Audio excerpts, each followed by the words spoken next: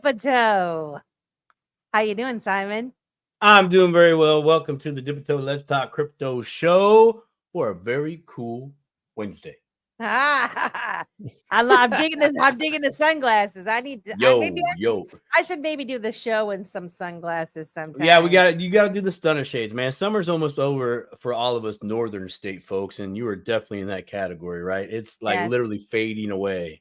It is, although it's hot here right now. So once again, I've got a couple. Oh yeah, I'll be raising my hands like this much. I have a question. And I want to apologize at the head of the show if my mic is a little bit giving me some issues. So actually, hopefully it's sounding okay better right now. Oh yeah. Good. I was messing around with that before the show. Hey Lisa A, thanks for coming. Lisa. Representing the Washingtonians.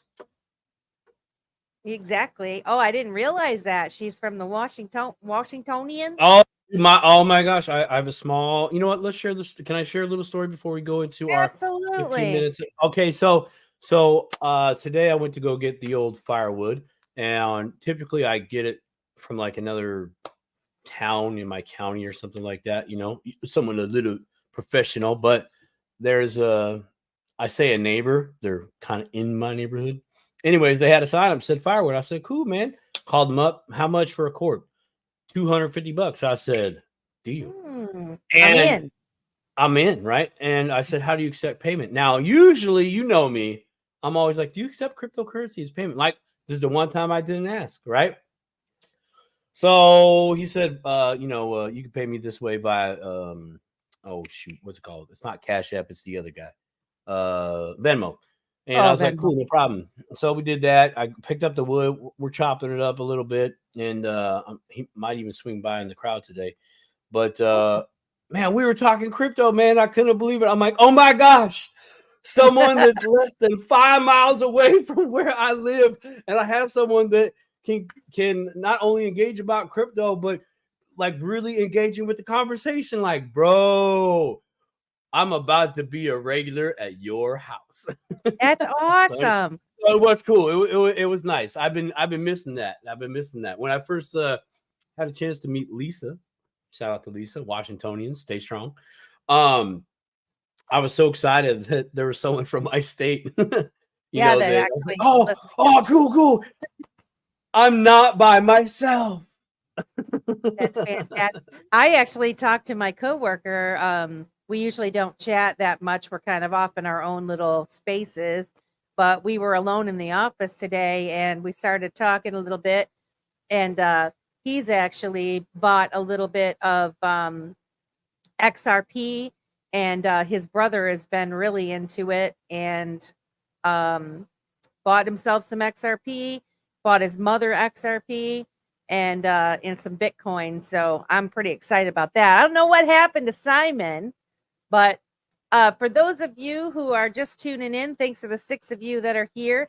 Teresa B, hey, how are you? Thanks for coming. Teresa B says, came here tonight to meet and see Northern Living from the Staple Crew chats. Smart guy. Yes, Teresa, we do. We have a special guest this evening. Landon, Northern Living, a.k.a. Secret Weapon.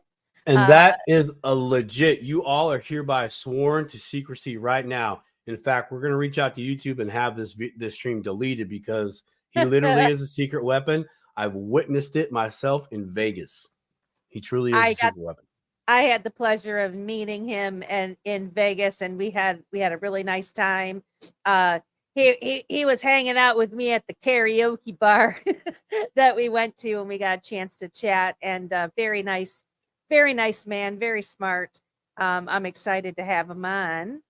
For those of you that are tuning in, if you wouldn't mind to smash that like button, subscribe to our channel, and share this out so we can get more people. If you have any questions or comments, you can comment either live in the X feed or on Twitter or on YouTube and Rumble. You can participate in the conversation via chat. So, Simon, we started this new thing. What is that? 15 minutes of inspiration. 15 minutes of inspiration. Yeah. Yeah, I'm liking it. I'm digging it. I think we need more positivity in the world. So I think I really enjoy this segment. I What do you got? too. What happened was my abrupt leaving. Apparently, I had some interweb issues, and so my quote magically disappeared here real quick. Well, so can I just give share me mine? one. Share yours. You go right ahead, girl. I'll share mine. So so I was, well, if I can, when I was searching on X, as I do quite often, I found a wonderful post that I thought I would share. And let's get that on here. And hopefully you guys can see it. I'm going to make it bigger. I came across this post. Okay. And let's just watch it, a short little clip. Okay.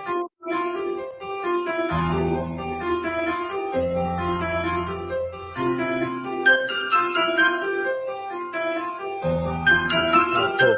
Right on.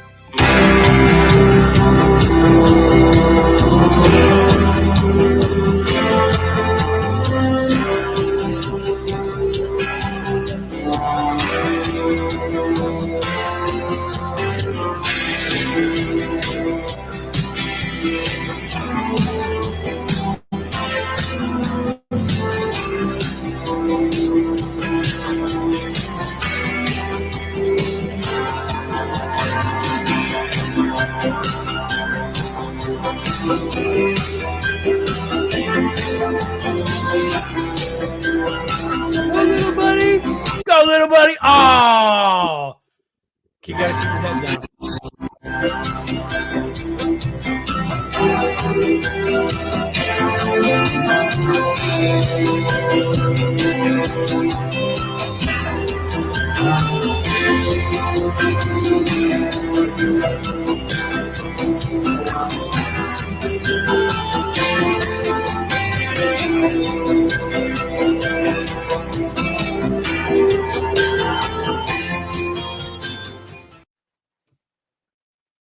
I like that. I thought that was so awesome. And I should have read it. It's a Mumbai man, Mumbai man, Afroz Shah, and his team cleaned 5 million kilograms of trash from Versova. Holy shit.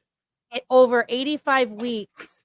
And so I thought it just shows that one person can make a difference. You start it, right? And look what happens when you get together and you work to make a change. It doesn't have, you don't have to rely. We can rely on ourselves, right? So I just thought that was really that's a great share. That totally trumped my stuff. I don't even want to share mine now. And I have one more. One more. Good, because I don't want to share mine now after that awesome little turtle having a new place to go to and do it. I apologize too, because I think that was super loud and I was trying to figure out how to turn it down. Yeah, I probably blasted your ears out, but I apologize for that. Sorry, now I got something to blame me not listening to my wife tonight with. Huh? I came across this meme that says, walk away from anything that gives you bad vibes. There's no need to explain or make sense of it. It's your life. Do what makes you happy. And I was like, yeah, that resonates with me. You know, we come across people throughout our lives, and sometimes we keep them around because we feel we have to, or we get so far into a relationship that we can't go backwards, right? But you actually can. Limited exposure for those that are in your life that you kind of, their family, their longtime friends, that sort of thing. But if someone's bringing you down and giving you a bad vibe and not lifting you up and empowering you to be the person that you want to be, then it's time to distance yourself. You don't need to give them an explanation. I mean, you can give a little bit of an explanation, but you got to look out for yourself and your own mental health and well-being, and toxic people need to be kicked to the curb. That's my opinion. Man, you just made me flash back to my early 20s. Need to kick it to the curb, bro. Oh, Teresa says, we've spoken on X. I am what I am. Oh, I love you, my friend. Yes, we have. Yep, very cool. Very cool. That's awesome. I like that. I'm glad you That's came good by, stuff, Teresa. man. Yeah. All yeah. right, what's your quote? What's your quote? Okay, my quote. Yeah. Okay. It kind of rolls. I think it rolls with that last good piece of advice that you're sharing on the vibes. I really do actually resonate with that, actually. As I was talking to I've talked to a few people in the past 2 days where that's been my topic. Of like, look, if like with everything that's going on in this world, right? There's so much negativity. In fact, we were just talking pre-show just a little bit, right? And it's like, dude, no, I don't have to participate in that negativity. And see, and the minute you stop participating in the negativity energy loses. It goes, right? Yep. Right. So, it's been really nice for me just to go, wait, you're being negative. Oh, this is great. Watch this. You ready? Bye. It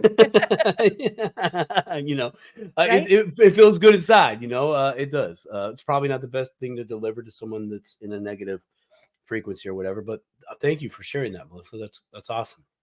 My quote that I would like to share with you is out of one of my favorite books, and if those that really know me, you'll be like, man, that's like 5 books, bro, so this shouldn't be too hard to figure out which one. But here it goes, and I'm going to read it twice, and then I'm going to read a little description about what's being said here, because it's written in the old tongue. Advice is one thing that is freely given away, but watch that you only take what is worth having. Oh. Advice is one thing that is freely given away, but watch that you only take what is worth having. Amen. This is man. It's love the deep stuff. Love the deep stuff.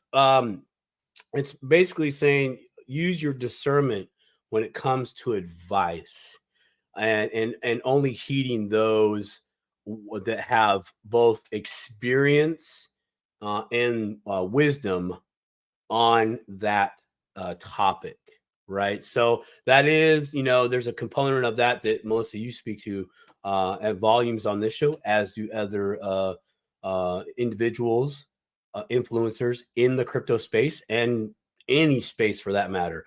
And that is, do your own research. This is a component of that. Vet that person, listen to what they're saying. And it's like, well, I hear you. Yeah, I mean, but let's see if this holds water. No offense. Please don't take offense to that, but I have to do me. So anyways, I thought that was a good quote for the today and these times that we are in. Now, 10 points to anybody that can tell me which book that's from. It's probably one of your books that you demand that folks read.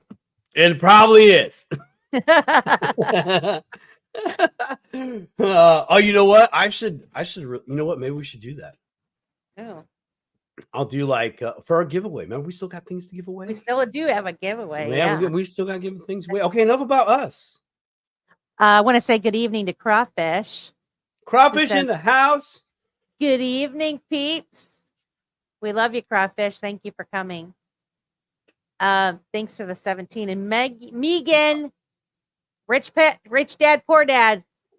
I am sorry, Megan. I am sorry. You are incorrect. And I'm not saying that because I know who you are. I'm literally saying that like close. You're close. Like it was right. It was, those books were very close to each other moments ago in my world. Teresa liked your quote. Good. Yeah, I got more, man. That's these quotes really bring value. And when you find these quotes in the books that you're reading, some of these readings, you're just like, what?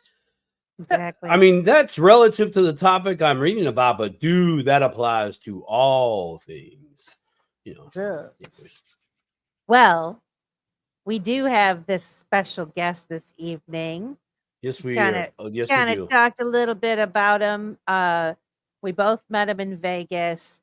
He's a regular on the Staple Cruise show with Alan and Brent Staple. Super smart man. Happy to call him a friend. He is a friend. He is a friend. Absolutely. Shall we bring him in, Simon? Let's bring him in. Let's get him in here. Let's get him in here. And there he is. Secret weapon. I'm going to put him up in the corner so I can see. Yeah, put him up in the corner. Put him in the big time out, not the little one. Landon, Northern Living, aka Secret Weapon. How you doing this evening? Good. Well, after that inspiration, I mean, I can't top it, so I'm going to have to say goodnight. Bye. Uh-oh. No, I'm kidding. I'm kidding. Okay. That was really good. All right, I like that. That was really good. The show. Dead air.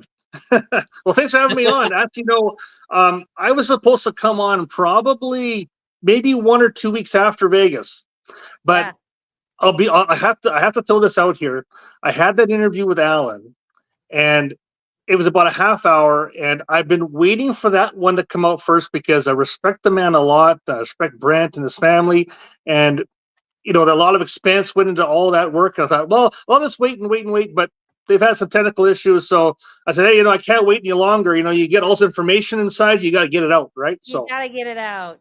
Yeah. Yes. And we love him. He loves us. So I'm sure there's no worries. In fact, I was chatting with him earlier, Alan, today, and Alan said he's going to be watching and listening to the show tonight. So welcome, Alan. If you're one of the 16 listeners out there, we love you. So, Landon, can you share a little bit about yourself? And so a couple of my questions are, want to know kind of who you are, what you do for a living, or, if you're comfortable talking about that. If not, don't worry. How long you been in the crypto space, and what actually drew you to getting into the crypto space? Okay, well, it all started in 1972. No, I won't go that far back. Sorry. An hour later. No.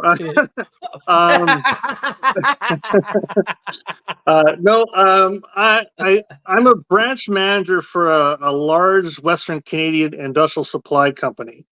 I've been doing that for about 15 years. Before that, I was a civil servant at one point. I was a mailman for about 13, 14 years. I've been in outside sales. So, I've done both the government job and kind of what the union and that does. And I've also now on the management side, managing people can be rewarding and very challenging. Yes, it can be. Yeah. So, I have a pretty good career. If people were to, to kind of look at my life, I have a pretty good career. I have a couple of daughters. One's 21 and one's 19. Both smart girls. They haven't really picked up the crypto thing. I watch lots of stuff when they're around, but they kind of, they're like a lot of people. They're engrossed in their daily lives. And they're gonna. Crap. they're like, well, we'll let you do that, Dad, and we'll just hang on when you're rich, and then we'll come see you. It's gonna.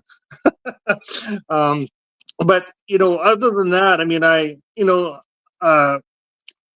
when VidNation came along, I was like a lot of people. I was looking for some place to go, somewhere safe to put my money. And of course, I looked at a lot of gold and silver channels. I'm a silver holder. I'm a big proponent of that.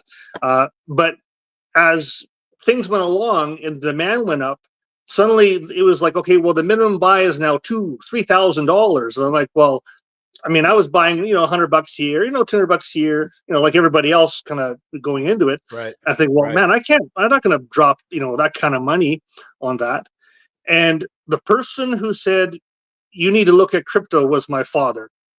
Wow. My dad at the time was 70 years old. And I'm like, to be honest with him, my dad's been like the reckless guy his whole life. Like, he's always looking for the next deal, right? And some of his deals were okay and some weren't very good. So, and I'm like more conservative. Like, I'm kind of like, I like to know my P's and Q's. So, I'm like, are you sure? Like, he goes, well, I was looking at Bitcoin when it was like in 2015, but I was scared to death to tell you, and I didn't even know how to get into it. It was so foreign to me. He goes, but you should really look at XRP. And so I'm like, you know what? I love you, Dad. I'll the usual. I'll take a little tiny peek at it just to make you happy, and then I'll move on to something else, Yeah. Yeah. And so I started doing a little bit of research. I started looking at a few channels here and there. I kind of ran into, there's DIA on here. I'll start listening to him a little bit. There's Brad Kime. Started listening to him a little bit. Started doing some reading, and I'm like, I want to check. Oh, okay, checked. Oh, box checked. Next box checked. I'm like, this makes a lot of sense, right? Yep. Now, I just got in after the court case had dropped, so I wasn't like at that 17 cents, but I was up in that 90 cents dollar range when I kind of came in. Yeah, but I'm like, the fundamentals were there. Yeah, I mean, I was probably in the 60s. 65-cent range or whatever, but most of my XRP was bought at around the dollar. Yeah, I feel you. You'll be fine. Yeah. You'll be fine. Oh yeah. And I mean, obviously, I know a little bit about finance in the stock market, but I didn't really know that much about the cycle of crypto. I hadn't really done that much research. I was just like, I'm just getting in. I'm just going to get in. I'm going to get in, right? And of course, you don't know. Well, we're in a bull market, right? And of course, like everybody else, I wrote it up and wrote it down. But I'm happy to say the last 3 years I've been buying in like everybody else. So preparing for hopefully some good times ahead. So I thank my dad, who's now 75, for getting me into crypto, which is usually the totally opposite of what people see. It's their kids say, hey, you should look at this, Dad. But no, it's my dad, he's the one that got me into it. Yeah. And he owns a lot of XRP himself. I helped him buy it after he got me into it because he needed me to help him buy it. No, okay, so that's the real angle. He's like, it's like most of us adults these days, right? We're like, okay, I need this thing, but I don't know how it works. So you go get your kid. Hey, come here. You want to earn $20? Yeah, okay, show me how this works. You broke the cell phone. I broke the cell phone. Make it work. We have a friend named Kat, who actually you may have met in Vegas also. Yeah. And she scolded me one time. I think it was on a Beyond the Brink show. We were referencing boomers. And she was like, go easy on the boomers. Like, we weren't saying anything really negative about boomers, but there's a lot of boomers that technology and that weren't kind of jiving with them. And she's like, there's a lot of us out here that are doing our research like your dad, and they're in a wonderful position because they actually have money. They actually have some money. They have a lot to lose too, so that changes the perspective a little bit from somebody that's 20 years old and somebody that's 75 and saved money for their whole work life. But yeah, good on your dad. That's fantastic. You got I do have conversations too about that with him, because I'm like, Dad, he's part of he wants XRP to moon, and it's going to go to thousands of dollars in his head. And I said, but Dad, you have to realize that you're 75. How we deal with how you do things is going to be totally different, because you need to really benefit from it now, not necessarily 5 years, 10 years from now. Right. I mean, obviously, I want him to leave a legacy behind, but we have to be realistic with what his expectations are. Right. Well, exactly. For him and where he's at in his life. Yeah. He needs, arguably he needs Moon today, or he could totally benefit from Moon and respectively. So a $5.89 XRP, would be very, very good for him. Well, for all of us, exactly. But I mean, just for where he's at, where yourself, others, everybody here on this screen right now, and I know a few peeps in the crowd could totally hang on for another 5-10 years before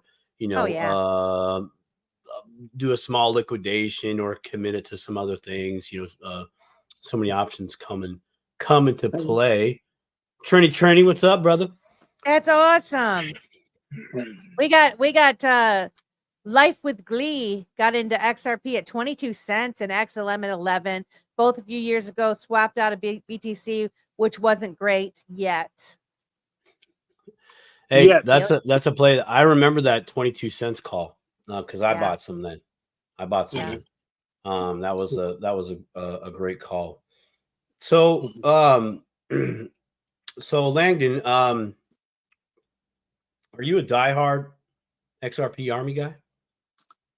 Okay, so when I got into it, I mean, obviously I had heard of Bitcoin. I'm not like I wasn't born under a rock. I knew what that was.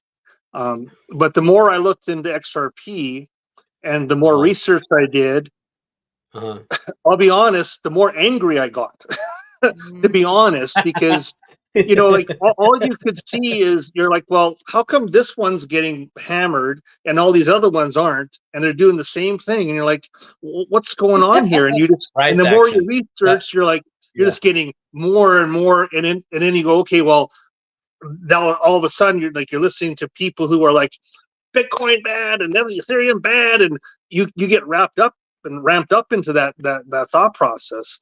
And for a while there, up until probably just after the 2023 XRP Vegas event, I was like, there's nothing else but XRP. That's it. There's nothing exists in the world except that one coin, right? So I definitely was blinded for up until after that event, and that's when I met Alan in person. I'd seen Alan in a lot of his, I've been watching for a while, and he was saying he was going to be there, and it probably been about 4 or 5 months. I think I saw him on Zach's show, and that's how I said, hey, this guy's really seems to got crap together. It seems that he seems to be very genuine. I'm like, I'm gonna start watching this guy. And, I like the fact that he was, even, of course, he likes XRP, but he was always trying to throw some nuggets in there about, hey, maybe you should look at some other stuff. Maybe you should look at some other stuff. And I said, well, you know what?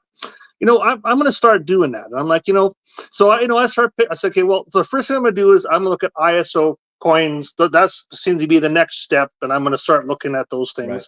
Logical, very logical move. Yeah.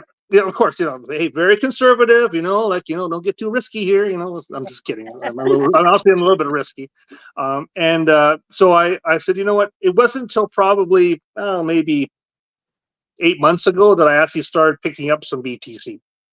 So, okay. I mean, trust me, I don't have a full BTC. Nobody go and start, trying to call me for money. Like, I'm not like that. But I've been trying to grab a few Satoshis, as Alan says. So I would say probably up until about 6, 7, 8 months ago, I was like XRP, then ISO certified coins, and then, and that was it. And then I kind of, I morphed a little bit, right? So cool. Well, that's awesome, man. I commend you on being brave and stepping outside your determined gaze and focus on XRP. I think that's something that really can benefit all. It really can. Now, to interject here, sorry, I don't mean to take over here, but go ahead. But I need to talk a little bit about that first 2023 event. Now I was sitting in my living room and I'm watching Brad Kimes come on and say, we're going to have this XRP event. And I'm like everybody, I mean, hey, if anybody here knows where Vancouver is in British Columbia, probably some, I know what he does. Drive another 14 hours north and that's where you'll find me. Yeah. So, Wow. so I'm in a fairly smallish town, and I mean, there's nobody to talk to. I mean, I go to like at a family event with an XRP hat on. No one asks me what that is. Like there's, it's you're like, man, I feel like I'm alone here. Like, yeah, I need to see people, right?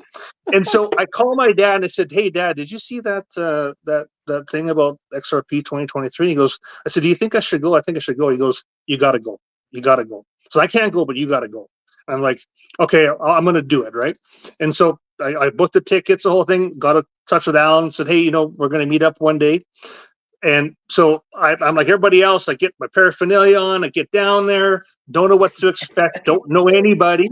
Yeah, I'm like, well, if I'm going to run into anybody, they're going to know it by the bling, so I might as well just do that. Yeah, amen. I love it. So, I love it. First guy I ran into was the official cool guy. Ah, ran into him. We were just passing each other, and he's like, hey, and he stopped. And so, we chatted for a few seconds, and nice guy. Keep doing my rounds around the casino, and I hear this voice, and I'm like, I recognize that voice. And I look over, and I'd only seen his picture once or twice, and his DIA standing over there talking to a couple people in the bar. I'm like, so I'm like the the guy with the little book. Can you come sign my autograph, please? I walk over there and I'm like, hey, I don't want to interrupt you. I don't want to bother you because I want to be that guy. So I just want to say thank you very much. I watch your channel, all that kind of stuff. And he goes, well, do you have time? I'm like, yeah, I'm just walking around. He goes, well, come have a beer with us. My dad's over there.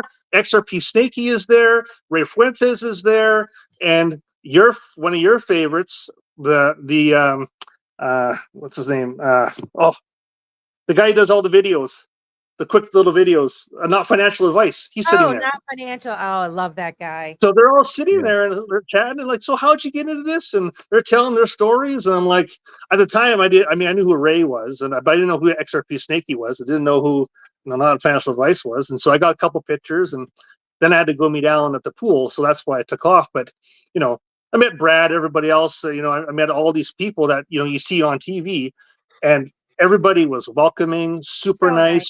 It was probably one of the best events I've been to. I mean, I've been to a lot of events, like, you go to business events and stuff like this, and it's pretty dry, but I mean, and that one was kind of by the seat of your pants. That was by your seat of your pants. It seemed like that one was just kind of thrown together. Let's hope this works. And it went off like a jam. So I want to interject something. Yeah. So this is what's really super cool to me, and that is what I love about this space so much, is that we're adults, right? Yeah. I mean, we don't normally, I don't know, maybe some still do, but a lot of that fly by the seat of your pants, take risks type thing, that's going on in your 20s, maybe your 30s, whatever. You get married, start having kids, getting a job and all that stuff, but something about this community, like, I mean, technology has enabled us to see each other and talk to each other and communicate on a level that we didn't have, as youngsters. But then you got people going the extra mile to put together these events. And it's like, you talk to a couple people and they're like, I'm going. And then you see posts of stuff that they've done. And you're just like, you know what? I'm going to do it. I'm just going to go. And then you meet everybody and you feel, I don't want to say like you feel like you're in high school, but you kind of do, because everyone is so hyped up and excited and friendly and laughing. And the vibe is just like something you can't explain. It's like going to a most awesome concert, where everybody's vibing the same thing. And it's just beautiful. Hey, Cheap Suit.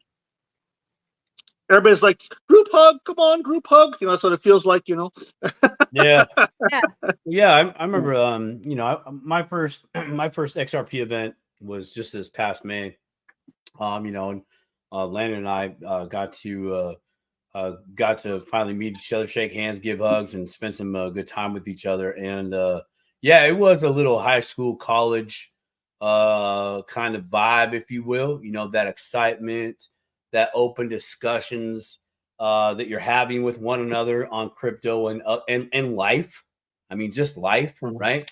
And I remember the college years. you know, your early 20s, where that's all you and your friends, you know, or social friends, that's all you would talk about, man. Is like, oh, did you hear so-and-so? They just got this job here. Whoa. Like, you know, it was that type of stuff, you know. You know, the dream was still alive within you of like, oh man, I'm on this path to do this and to get that and blah blah, you know, all that stuff. And Melissa, you're absolutely right. That's exactly what happened at the adult level. You know, that we're talking about this dream asset again, right? Yeah, totally. You're totally allowed to dream again. You know, and you're allowed to share those dreams, you know, with other people that are, you know, yeah, I know. You're in the, not only in the space, but you know, on a specific project, you know, this being XRP, you know, and you're also around people that are into crypto. The one thing that, you know, is like this topic that is so hard to talk about locally, meaning you might have the opportunity, but you really are the only one that in the room that might know everything. And that's not coming from a conceited standpoint. It's just, we've been in that long. We've got that information. So talking to someone new that, oh, I just got in. What do you mean you just got in? Oh, I bought today. Oh, cool. Congratulations. Welcome to the family. So tell me about yourself. And then you just have to keep your mouth shut even more. You're like, oh, dang it, man. Here, watch this video. Watch this video, you know. But these events are awesome. I totally encourage anybody and everybody out there to go to at least one event. Even a meetup. Go to a meetup, you know. If you can, you know, anything like that, man. That's good. It's good times. That's how we all connected. Bro Inc. is still in for Wally World Spring Break 2025. Holiday Road, bro. Holiday Road. I'm in. I got my Yasui, so I'm definitely in. Now, I don't know about you guys. One other thing I want to say is that all the people that we meet at these events, and then you go online, and I mean, we'll talk a little bit more about the tribalism here in a second. But you know, Simon and I were talking earlier about like just getting rid of the negativity type thing. There's a lot of people out there that will you know, just not be nice about certain, you know, quote unquote influencers or whatever. But when you go and you actually meet these people and you have conversations with them, we've interviewed several different people and gotten to know them a lot better. And I get nothing but genuine vibes from any of the folks that I've met in person. And so it pains me to see people, you know, being negative about others, because there's so many good people in the space. If something doesn't resonate with you, just pass on by it. Different strokes for different folks. Some people are very passionate about one project or another, or they have different viewpoints about when regulations are going to come, or when, you know, when moon, and, you know, all these types of things. You know, just don't get caught up in that stuff. And, you know, try to be positive is what I say always. Accentuate the positive. Accentuate the positive. Hello, Hydra. Good evening to you, my friend. So sorry about that. Landon, what were you going to say? Well, let's talk about, you know, like Simon's point about being in the room with, you know, you're the one person in the room. You know, the hardest part is trying to dumb it down to somebody after you've been studying it for 3 or 4 years. You know, it's kind of like going, okay, you know, like I'll use the Bible as an example. It's like going, okay, here, I want you to read Genesis to Revelation in like the next 5 minutes, and then explain it to me. Like you just hammer them with all this information, right?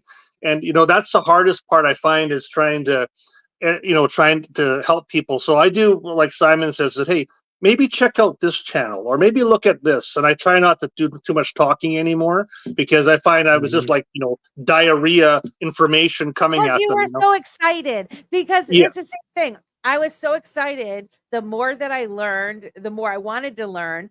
And then I had to get it out and try to explain it to somebody, because I'm like, I felt like I found the freaking crown jewel that was buried in a cave. And it's like, look, guys, look what I found.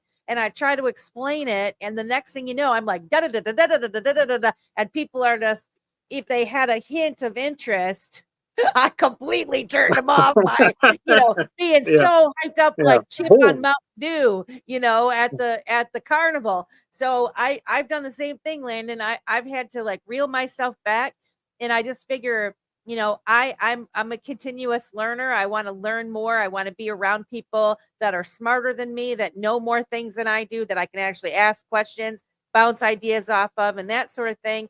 And so I'm just kind of focusing on that. And I figure at some point, somebody in my family or my friends will kind of come along and go, so Melissa, you were talking about what's this XRP stuff? And then maybe I can try to give it to them. Or I can point them to a video like you're saying.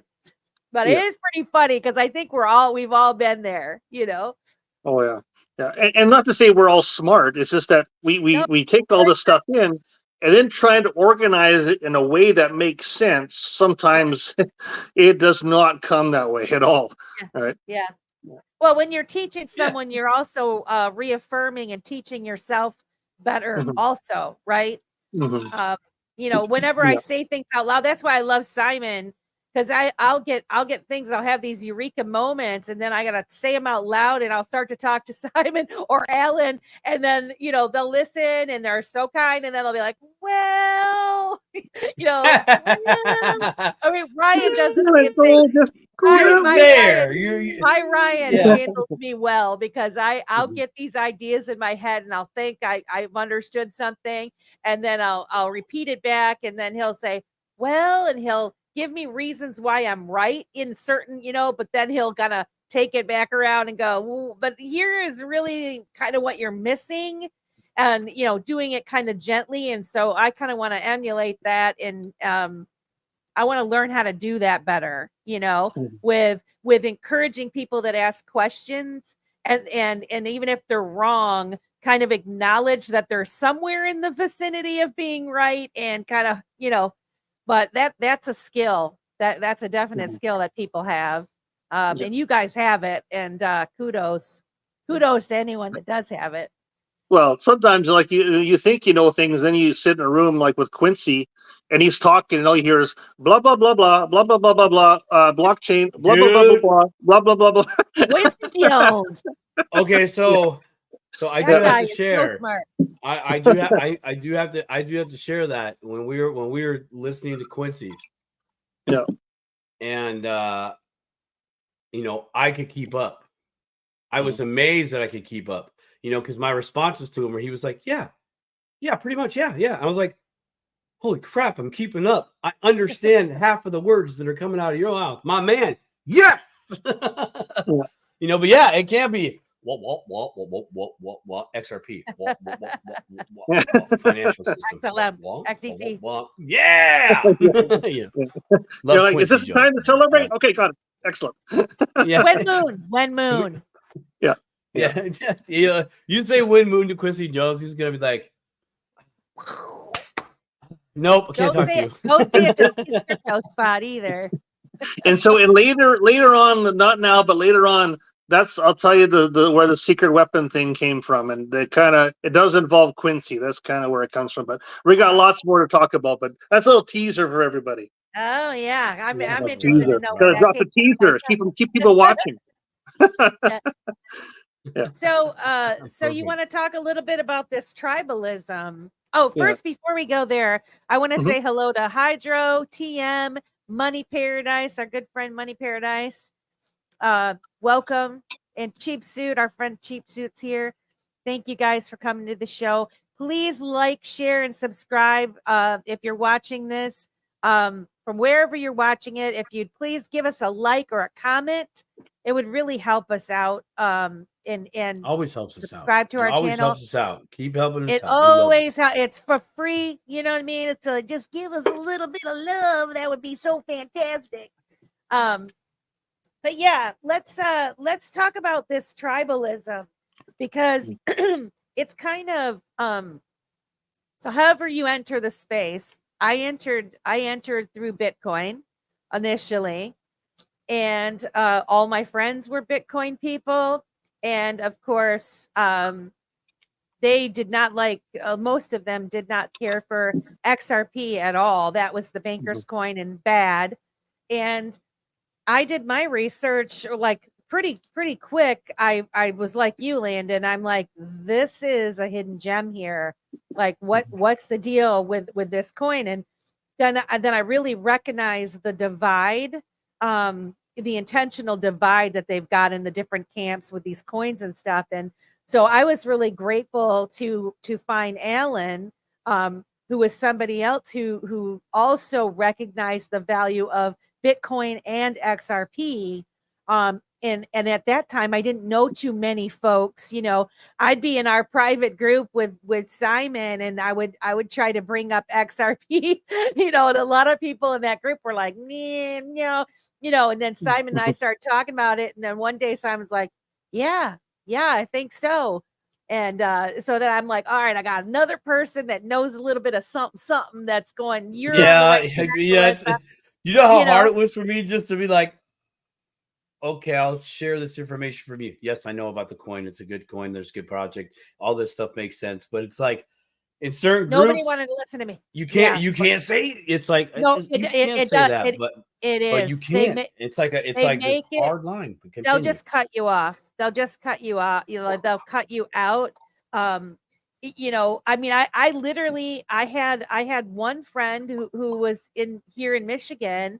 I thought we were really good friends, and he's pretty much like, he doesn't really talk to me anymore. I mean, I've gotten really busy and stuff, but I've reached out a couple different times, and you know, he's nice enough, but he was reaching out to me a lot, you know, and then he just kind of stopped talking to me. But he is Bitcoin centric all the way, nothing else. And I think that he can see that I'm, you know, doing a lot of things with XRP and all that kind of stuff. And so it throws people for a loop if they're so, because some people think, well, then you can't like Bitcoin if you like XRP. Well, that's just not true. That's ridiculous, actually. And the value of both of those is incredible. And so it's really a shame.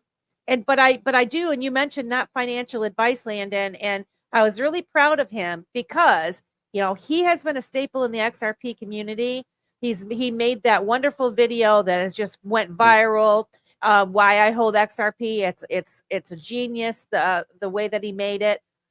But he's got a Patreon now, and I kind of understand why he's doing it in Patreon because of, you know, for the people that are going to want to listen to it. But he's kind of introducing some concepts of this Bitcoin and where the energy is, and he's doing a really good job connecting it and just kind of getting people to dip their toe into, maybe let's not hate on Bitcoin, okay? Maybe let's not say it has no value and it has no utility and it has not, you know, all these things that people say is really silly. And so I just wonder what you think about the Bitcoin and the XRP tribalism, because those are the two significant ones that I see that are the people are so passionate, kind of like the left versus the right type mentality. What do you think? Well, it's funny because, you know, when you hear somebody saying something about something else negative all the time, you know, when you got the one finger pointing like this, there's three pointing back at you. And so they say, oh, that was the banker's coin. That's the banker's coin. Well, who's buying it now? The bankers. They're buying Bitcoin.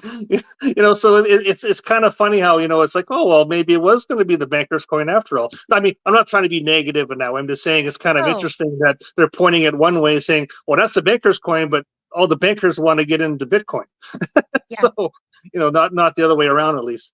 The other thing is too, Landon, is that when it comes to the energy sector, what I noticed right away with Bitcoin, in the mining operations, I mean, they are doing, I mean, they're revolutionizing the way that they harness the energy and wasted energy.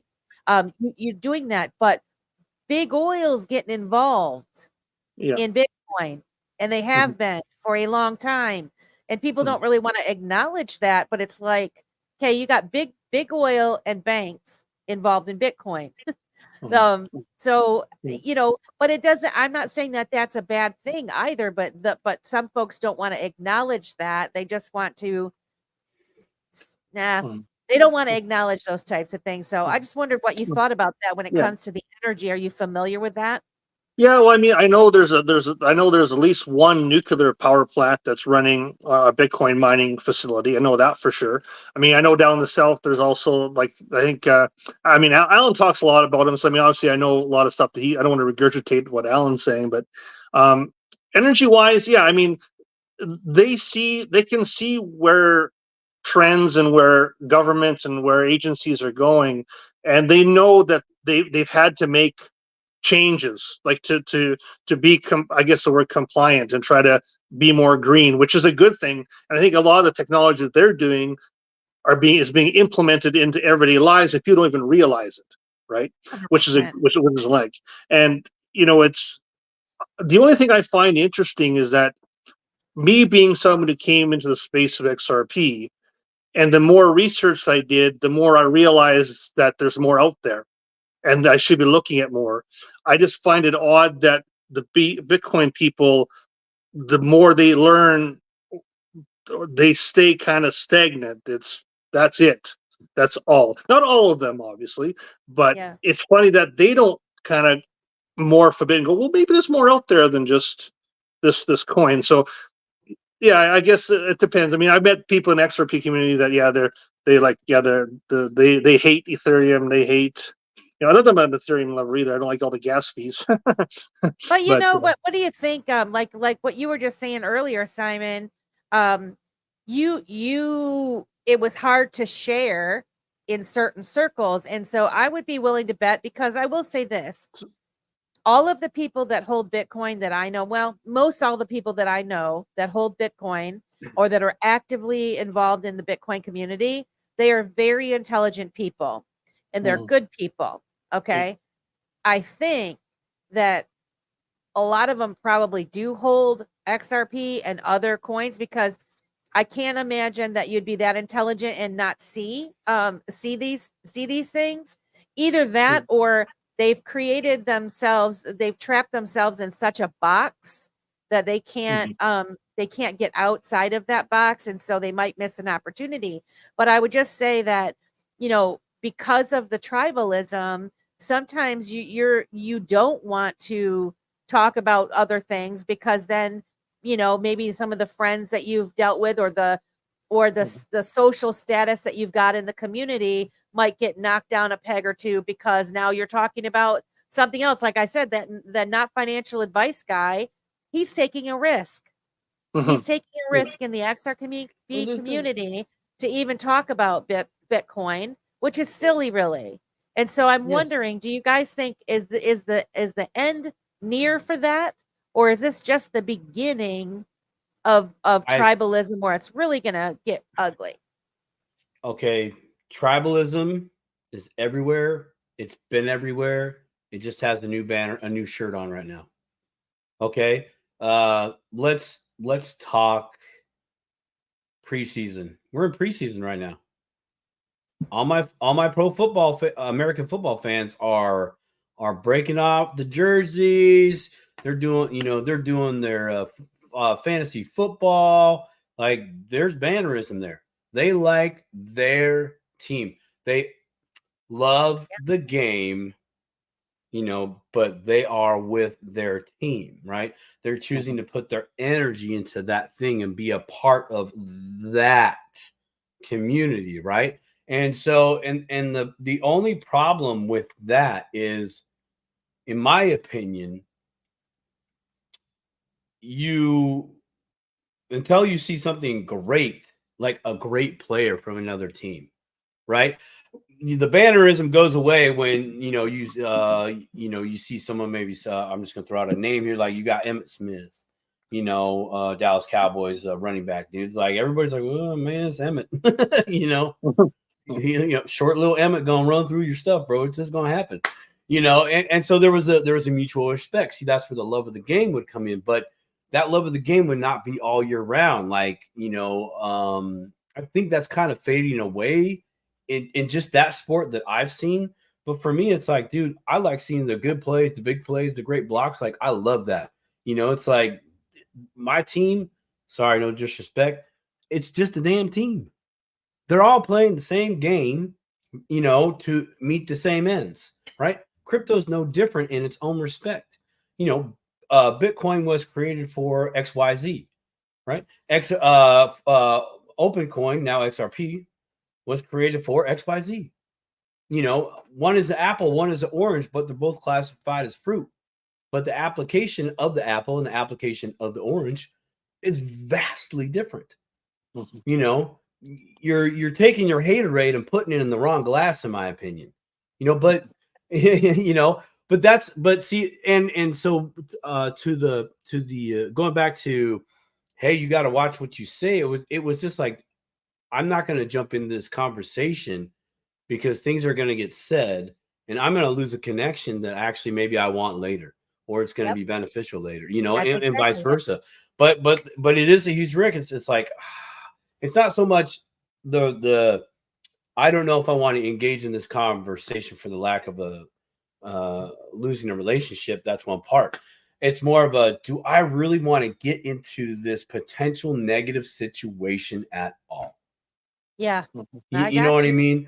You know, and I mean, like now sitting down with, say, well, like my quote earlier, sitting down with Quincy Jones is a developer, right? Okay, so coming from Quincy's perspective, the developer perspective, he's going to tell you why, you know, a Bitcoin or the Bitcoin network is poo-poo in his opinion, right? It doesn't work for what he does and what he's building. You know, he's with the XDC, right? So, I mean, so yeah, it doesn't work. No different than my Ford people, my Dodge people, you know, my Chevy people, my, you know, the V-dub in the house, you know, all those, you know, whatever a car, a brand that you just love no matter what, even though when it breaks down, you're like, it's a piece of, you know. Yeah. Tribalism, my point with all that is tribalism is everywhere, but I think where it has the biggest shot from fading away, are we all coming together, honestly, is this space. Yeah, it's and really, you know, I think that sometimes people are fearful that there's a finite amount of money. Well, we can't let this project get any money because it's going to take away from my project. You know, and I think a lot of times that's what people they're scared that, okay, well, if you know my coin's worth, you know, 500 million market cap, which is really just what someone's willing to pay for it. Doesn't mean there's 500 million or billion sitting there, but you know, when you think of the quadrillions of dollars out there, there is plenty of money to go around for everyone. And I think that because where we are and we haven't mooned, people are scared that they're going to miss out because some project might get more money than they think they should and take away from me. I think that where a lot of it stems from as well. Yeah. Oh shoot! Sorry. Go ahead. Put that one up. No, sorry about that.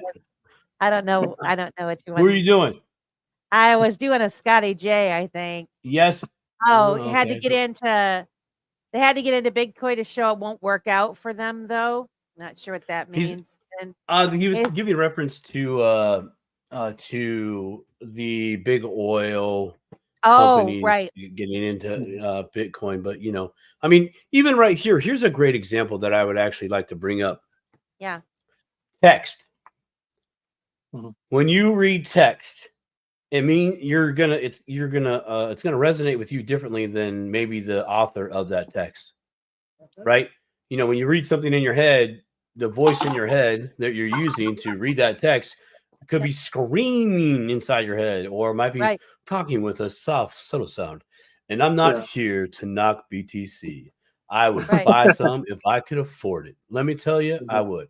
Hell yeah, I'll just keep buying buy my Chicago coin. You know, or like, you know,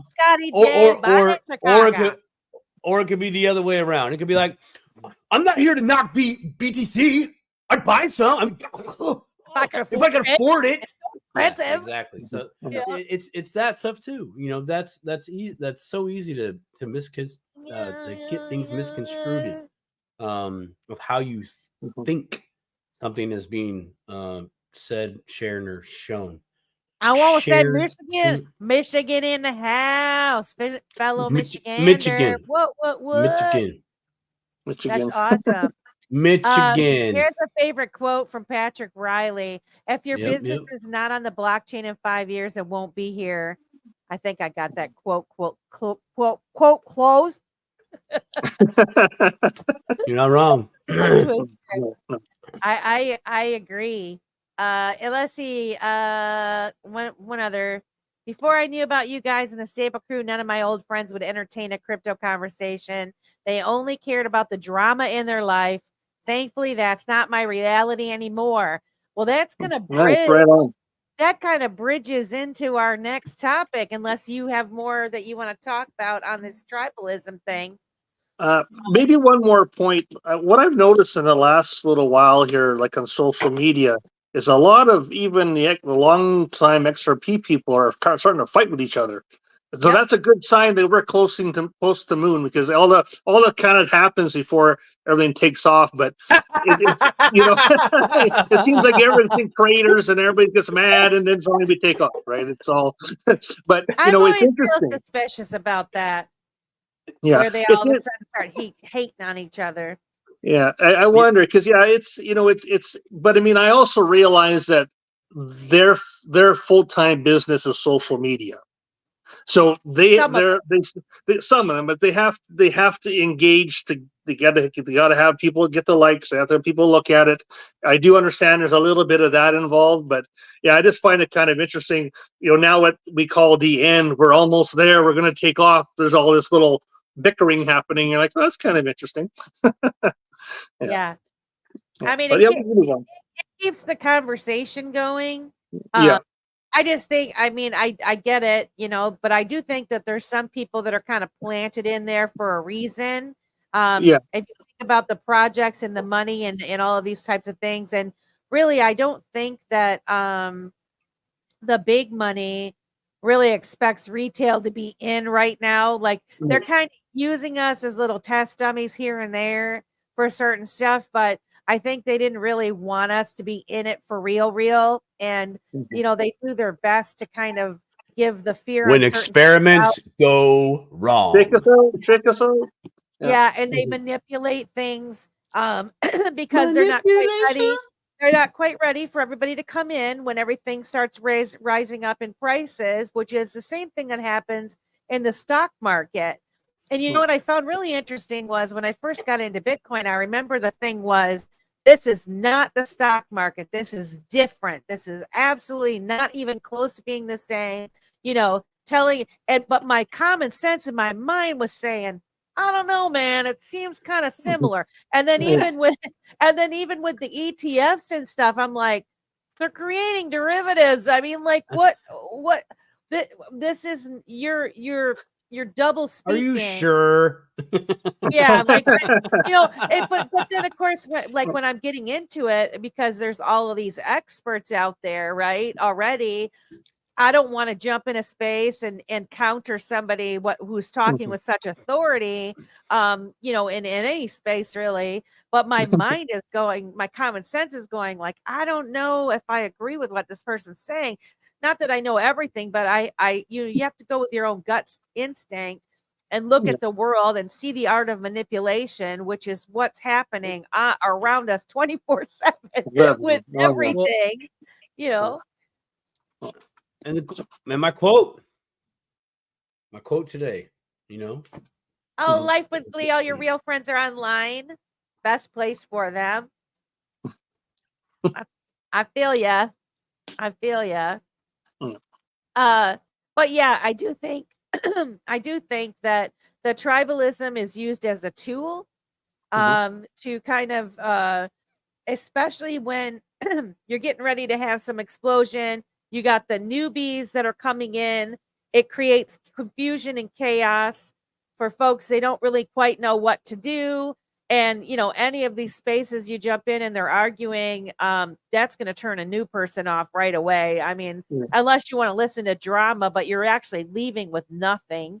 No. because you don't know these people who are bickering back and forth, and so it's really unfortunate in that respect. But on the positive side of it, there are so many good people out there that don't partake in that, and just gravitate towards those kind of people. Do your own research. There's lots of channels out there that you can get the information, or if you can't go to someone's channel, you can go right to Ripple's own website, or some of these other websites that are building, the Bitcoin mining and that. If you go to these companies themselves, you can gain a lot of firsthand information about what's going on. You don't even need an influencer, quote unquote influencer, to tell you what's happening. You can read, but you got to search out the terms and you'll find articles. There's so much stuff going on out there. So. Well said. Thanks. Yeah, but back to the one fella, Money Paradise, what he's saying, before he knew us, he none of them would entertain a crypto conversation, and they only cared about drama, which, I mean, a lot of our lives in the past, my life in the past before this was, focusing on other people's drama, people telling me, about their issues and their problems and whatever, and I'd listen, and then they do the same thing over again. It's like they don't really want your advice. They just want you to listen, type thing. They want to suck, your energy from you.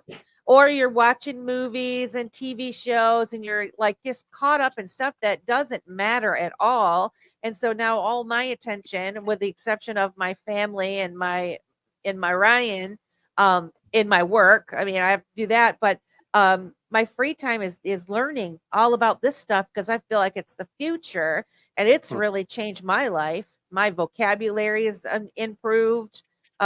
I'm still working on it, for those of you that notice that I don't speak proper and I don't type proper most of the time, but I'm doing my best and I'm growing as a human being, and I'm meeting some really smart people that I'm not so sure if I had walked in a room that they would have given me the time of day without being in this space. I mean, because we're from all diverse backgrounds and different ages. We look different, you know what I'm saying? And we're just all coming together and giving each other the opportunity to get to know one another.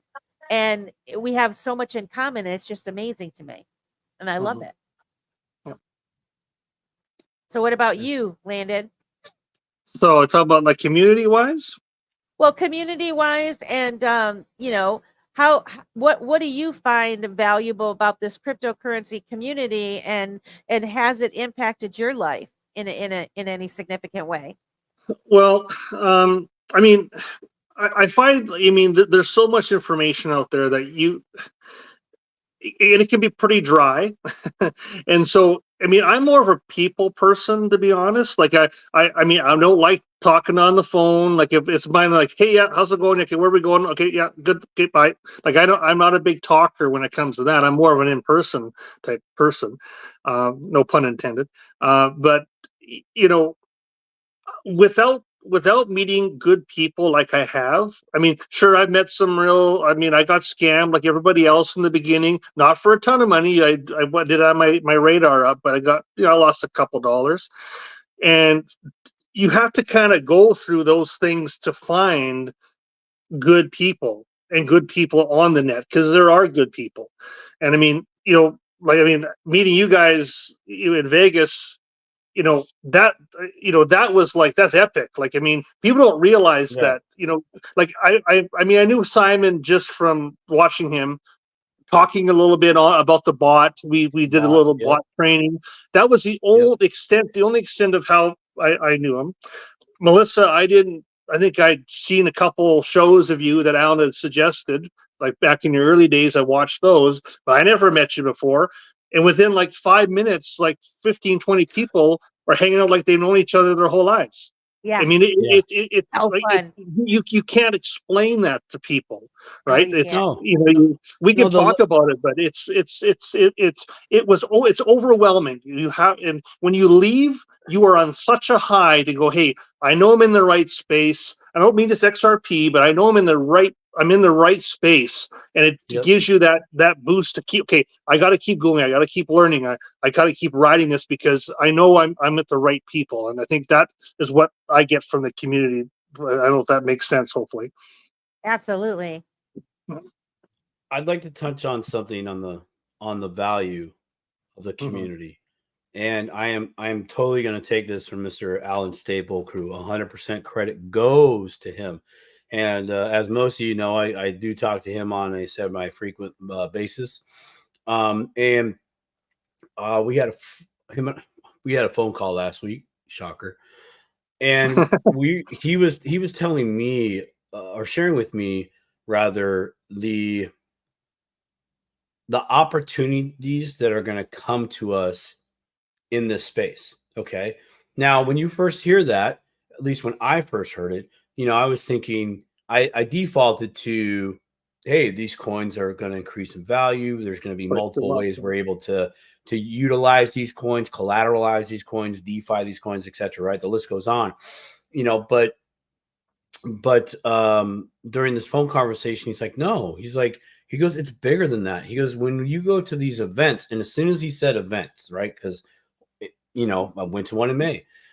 He's like, the people that you meet there, the connections that you have no idea that you might get a job offer, which that happened to me. Not directly. It was halfway joked about, but I got the vibe that this individual was halfway being serious. And Melissa was right there with me. We were waiting to get the picture with oh my God, David Schwartz. Thank you, Schwartz. I see your Schwartz is as big as mine. With Schwartz. Yeah. We were waiting. We were waiting to do that. And it was in this moment that like all of a sudden he was I felt like he was asking some half real questions. I was like, oh my God, I could totally kill this interview right here, right now, and get the number, and I would have a whole nother job. I'd have to go to Texas, but that's okay. But this is the opportunities that are bigger. That are bigger than the opportunities than just the coins that Alan's really giving reference to. I mean, like this is the time that we in this space get to could be in the room of some say corporate world type meeting or something along those lines, because you met the owner of such and such incorporation. And you really gave your time, and they're like, hey, can you explain this? Like, you're doing a really good job. I see it. I'm here. I'm hearing you. But I really need someone like you with your level of knowledge in my company for, say, 5 years. Can you do that? I'll pay you. Right? That's just one example of those opportunities, right? That are going to come from us. May the Schwartz be with you. That's funny. Money B, I love you, bro. may the Schwartz be with you always. Well, and you talk about that too as well, as you're meeting people that are humble now and have no money. That's the people you want to be with who have money. The people who are like the I don't want to swear, but terrible people, that just accentuates that once they get even more success and more power. So that's, I think, where you're going a little bit too, Simon, right? In regards to the value of the opportunities we're having at these events, from this space, there's multiple opportunities that we're going to get. It's not just with these coins. It's the knowledge that we hold, that is invaluable. Right? How many XRP wallets are out there right now? Right? And then you divide it by million? What? 4.3 mil? 4.4? Okay. So then you divide that by what, like 4 or 5? Because everybody has at least that many extra wallets, 5, right? So how many actual wallets are out? How many people are behind those wallets? Divide that by the population of the world. That's really small. Yeah. That's a really small percentile. And we are a small percentile of the. We are a small percentile. I mean, when they do come in, I want to say, T.O. Trini, we love you guys. He says, we love you, dude. You are a great dude. appreciate you. You made me feel like part of the crew. Bonus, you guys won my wife to the crypto world too. That was awesome. Your wife is lovely. Your wife Absolutely is lovely. an angel, dude. I Your had wife is an so much angel. fun.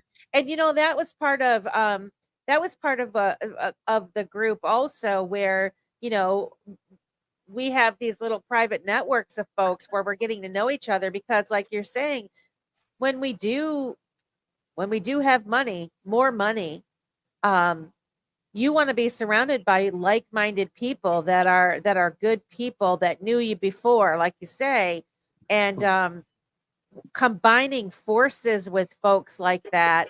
I mean, the what we can do, we'll be unstoppable, and there's so many really good people in this space, in like it be Bitcoin, XRP, you name it. It doesn't matter. All these different projects, there are really good people that are working hard to make a difference in the world, and work on the Internet of Things and the interoperability between the different coins. Alan had a wonderful recent video where he kind of touched on some of that with some of the different tokens and projects and how they were going to work in the world, and with different things. And every one of those communities has a group of people that are working on it with good intention. And I'm going to speak that, because if there are any bad folks, that I'm not going to, the good people are going to rise. That's how I feel about things. I'm going to speak that into reality. And the folks that follow those projects are good people, and they're excited for the future. And so we all have so much in common. We have more in common than we have differences. And I feel like we're coming to a part where more folks are going to start to realize that. And as soon as, they always talk about the flip of the switch moment or whatever. I mean, I don't really know. Flip of the switch is just really the mass adoption is what's going to, really roll this in. And when all of the big money comes in, then you're really going to see a difference. I think, and that's my opinion. People have varying opinions on it, but and I do think, since we've been waiting so long, when it does happen, I will be shocked, I think. How long have you been waiting? I mean, really, in the grand scheme of things, not that damn long. You know what I'm saying? I mean, 2019, somewhere in there, 2019. Is it really that long, people? I mean, I know some people have been in, 2017, 2016, or whatever. But in the grand scheme of things, when you think about what's our world is transforming into, and all of the things that are being built, in the changeover of the financial system and all of that, these things, I mean, they were being developed before we got involved, before we knew anything about it, right? And now we know about it, and we're trying to share it with folks. And then I guess it's like, as soon as you really start seeing it, and it's the come on in, the water's fine, they're training all of those folks to sell those products, the ETFs, all of that stuff. None of our 401ks in that are really participating in these types of things, just because you gotta sell the product to the employers and whoever's running their plans to include it in all of these things. So there's so many layers, but once that happens, the prices will go up. I really believe that they will. And so when a lot of people say like, oh, it's going to be a flip of the switch, it's going to kind of feel that way, to some people. It will feel that way. But it will in the price action, for sure. I mean, because it'll be realized. And I think for most of us, in this world, we're very much price driven, because let's be honest, that's what our lives revolves around, right? That's what we deem valuable, right? Is how many zeros are before that decimal point and maybe a number one or something, right? That's, because for us, that's life changing, so that's what we're seeing, that's what we want. When is that going to happen? When is that going to happen? And, I've been there. I've done it. But when I really look back at how long I've been in this, right? 2016. Okay. I'm 2 years out of 10 years. Okay. You know, it takes God, what is that? What's that saying? It takes 7 years to learn something, right? Doesn't it take 7 years to learn something, right? Yeah. That's the form a habit, or what is it? Yeah, 7 years. Yeah, 7 years to know or learn something, and that's actually coming from the real estate game. Oh, you know 7. what it is? It is 7, What is it? because they say the first 7 years of your life are your formative years, and that is where it's just in, like, then it just becomes second nature. Like, when you really Yes. know something, like driving a Yeah. car, and all these Yeah, it types of takes you things. 7 years It to know something. Yeah. Yep. Yeah, okay, so 7 years, right? You know, people that got in 2020, 2021. It has seemed like a long time because you're in it all day, every day, right? So that amount of time that's being given to the topic that you're in is greater than anything else that you've been a part of. Example, college. Okay, you go to college, you do a 4-year degree. Okay, well, how many hours were you actually in the classroom talking about the subject? 1 hour twice a week. That's 2 hours. How much homework did you have? Double that. Okay, so we're only talking like a part-time shift at a diner right now. Give me a break. You know, an apprenticeship. You know, my apprenticeship was 5 years, right? But the majority of my learning was out in the field, working in the shop, working in the field, right? My school time was 1 week, 4 times a year. So a month of classroom time, and then the rest was go out and do the thing, right? Yeah. And so when you really add up those hours of consuming information, school in my situation, 4 months or 1 month a year, is vastly different than 365 days, 4 hours a day. I'm right here consuming all this knowledge, right? Or you're researching it, and you're talking about it at work. I mean, it's never ending. So it can feel like a long time because you are like Neo.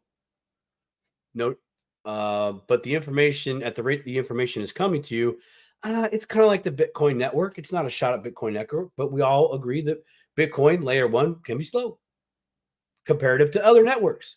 Okay. But in regards to, say, it takes 3 business days for your fiat funds to get to your bank account versus 2 hours on the Bitcoin network.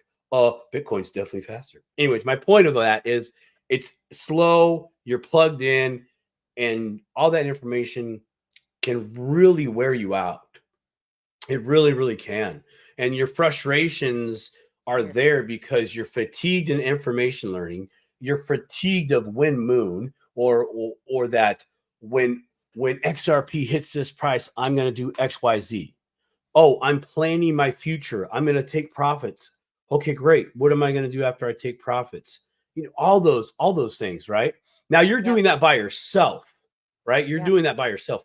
When you get around and you experience this is why some of you are part of, like, social media groups within this space. When you get around those like-minded individuals, you can kind of just dump and blab, and it's reciprocated. And you're like, dude, I feel you. I just went through that last week, blah, blah, blah, whatever the issues or topics may be. And that is just another huge value of this community, whether you're a Bitcoin person, XRP person, XLM, you like them all or you hate them all except for one. Everybody reciprocates that. Yeah, it just happens. A little quick shout out to the T.O. Trinity there.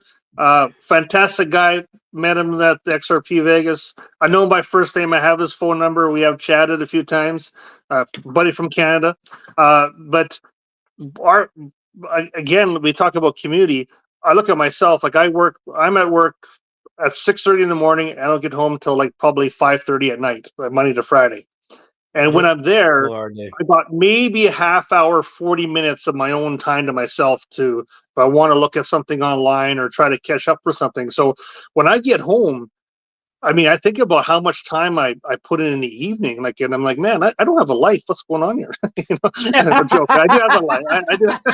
What's wrong with me? No, I'm just kidding. Yeah, you know, yeah, there's that too. You know, so and like I've tried to me and Trinity have tried to get together a few times to talk about infinite banking and talk about other stuff, because I mean the guy's a very, very, very knowledgeable businessman, and you know, so and I mean I have my own thing, and so you're like, but there's no time because you're stuck in the rat race right now, at least, and a lot of us are going, we just want to see this go so we can change our lives and do something else.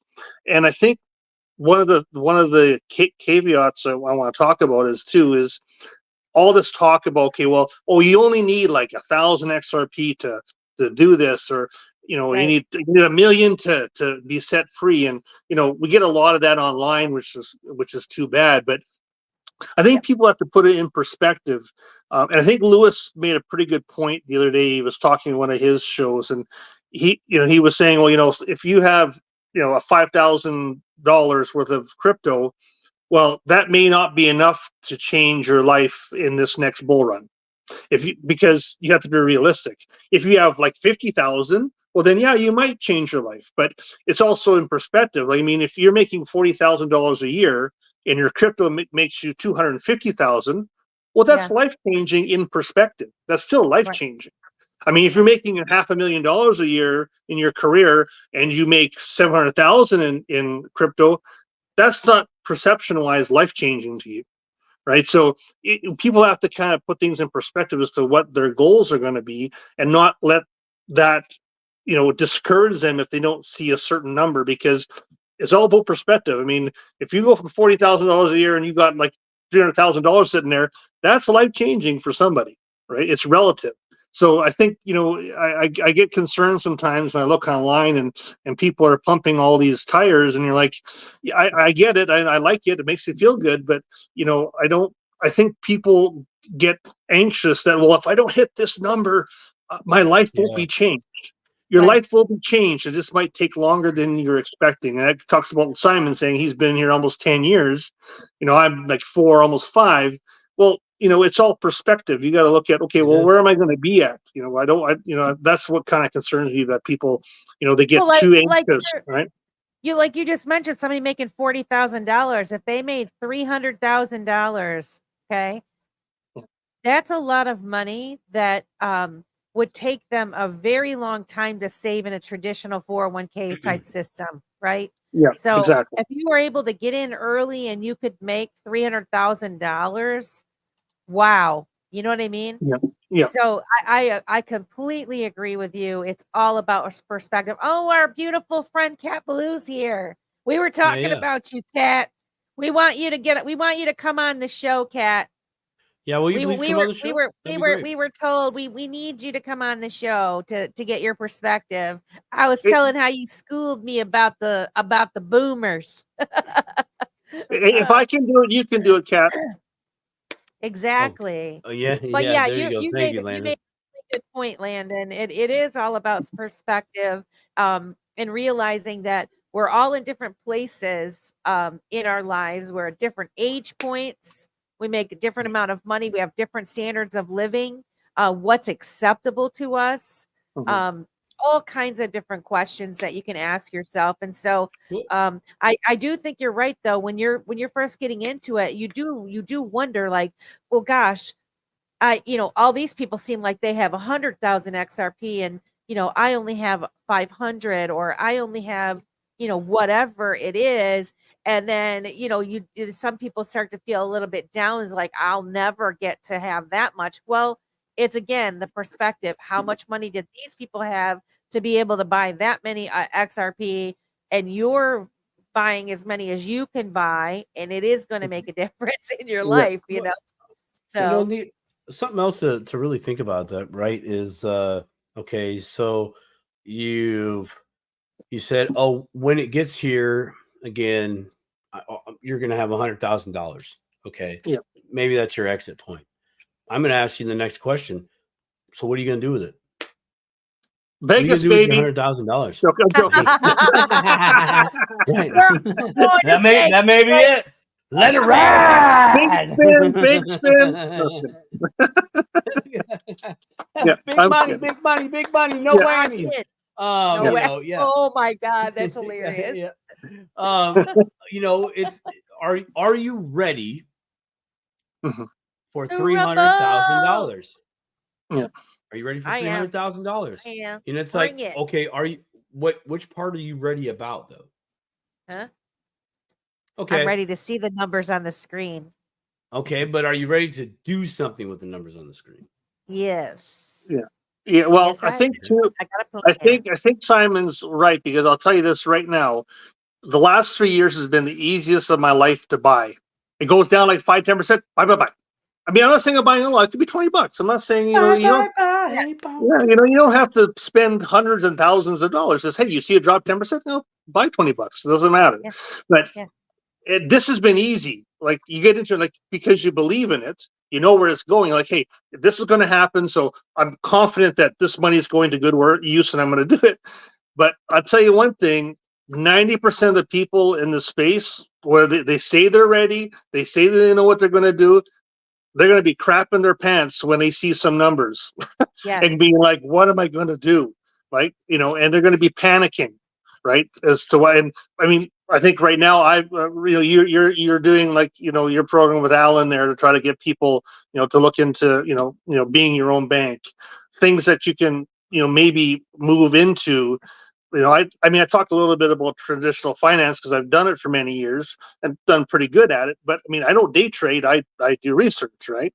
But I have some real estate. I mean, you have to put some goals in front of you that you can hopefully go to, and without liquidating yourself at the same time. I think that's a terrible idea as well, right? Right. Don't sell it all. But you should try to have some realistic plans that you can achieve. Because you don't want to set goals that you can't achieve, because that will make it even worse. Well, you have like a goal, in my opinion, is an idea. Okay. Yeah. And now I experienced this last bull run, and I've shared it a few times on this channel, but not at length. But this last bull run, I did good. Right. I was in a sweet spot. I had goals. But I had no research on how to execute those goals. I had a plan. Again, my plan was still just an idea on paper of how to get the goal, of how to, not action to go and get. Right. And that was a big problem. And when it happened, I was there. And my first thing was sit and wait. Right. Try to calm down. Right. That was the thing I wanted to focus on. I did okay for like the first 5 minutes. All joking aside, I experienced another part of that. I was now in the fear space. What am I going to do? What's good? I suddenly realized that I did not have the confidence in these goals that I had 2 weeks ago. And now is the perfect time to really, when you're talking about, setting your goals and make those goals achievable, means you can realistically go, okay, when this happens, I'm ready for this to happen because it's going to go here. I'm ready for this happen because I'm going to do this with it. All hype, I'm gonna go buy me a Lambo, all that stuff. Like it's cool to talk about that, but have you seen the price of a Lambo? Do you know how much it costs to keep the Lambo maintenance, et cetera, et cetera? Like, seriously, you ain't gonna Dukes of Hazzard slide over the hood of your Lambo, by the way. You'll probably lose like 20 grand just right there, just in its value, right? It's those things, and that is very much, I would say, new for at least half the people within this space that haven't experienced that. I'm going to do this. I'm going to do this. I'm going to do this. Cool. How are you going to do it? Well, what do you mean? Right there. You need to figure out how you're going to do it, or how it needs to be done in order for you to get those things. Landon, you mentioned the infinite banking concept that I do with Alan. You know, that's a process, and that first part of that process is understanding the problem, recognizing the product, if you will, and then and then the process. And that process is a continuous also conversation. It's a continued conversation in the beginning. If you want to proceed, it's still a continued conversation during that. And then once you got the, you know, the policy or whatever, it's a continued conversation after that, because it's a lifelong thing. So if you mentioned you have some real estate, it's like, okay, so how do you have a plan of how you're going to get real estate? Do you know where to go? Do you know who to call? Do you have the relationship already built, you know, on the back end with maybe an agent or someone, you know, or a broker, or do you have that connection? And if your answer is no, then hey, go out there and get one, because now you're playing another part in manifesting your dreams that you want. But if you don't have that in play, like I didn't, there's a good chance you could lose.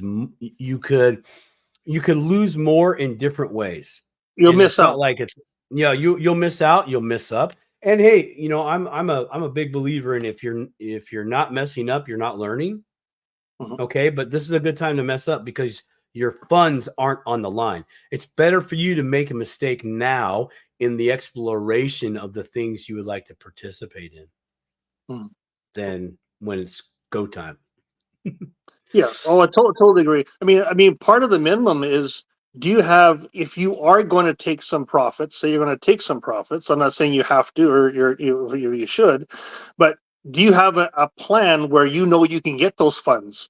Because, you know, when all this went down last time, you know, all the exchanges go down and people can't even sell if they want to. So do you have a good plan in place for that kind of contingency? Do you have, I mean, I don't get paid by that, but I mean, I have Caleb and Brown as a broker, because I have something there that, hey, if I want to sell, I want to be able to call the guy up and say, hey, I want you to do this.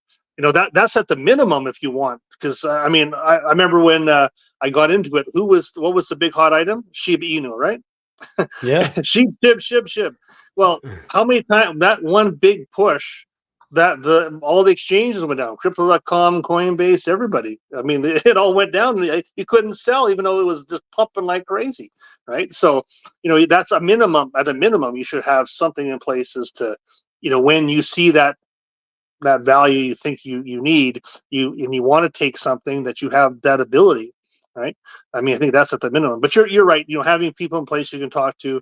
I mean, I'm fortunate that my best friend growing up, he's a real estate agent. So I mean, I know him. So there you go. So see, and that's great, because now as things get closer, you're like, hey man, I really think I got some money on the way. I'm really wanting to now commit to participating. So what do I do? And they're going to be in the perspective of their job of going, okay, I'm going to try to ensure that you're in the right state of mind, you know, and not just, you know, here's the money and there you go and have a nice day. You know what I mean?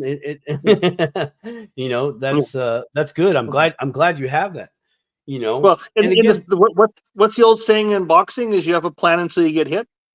Yeah, that's an old saying. You have a plan until you get hit. Yeah, you have a plan until you get or hit. Or until someone bites your ear. Yeah, well, I mean, you weren't expecting that, were you? You know, I mean, not a bad, not a excuse me, not a bad move in the boxing ring. Did you pull up? Oh gosh, Tom Baldwin. There's a newbie in here tonight. Tom Baldwin. I wanted to give him a shout out, and I think I can't find his post, but he said something about he just wanting it to hit $1 before he dies, before he's 74.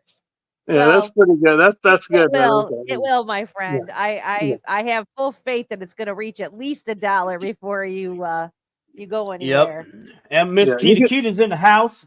Yeah.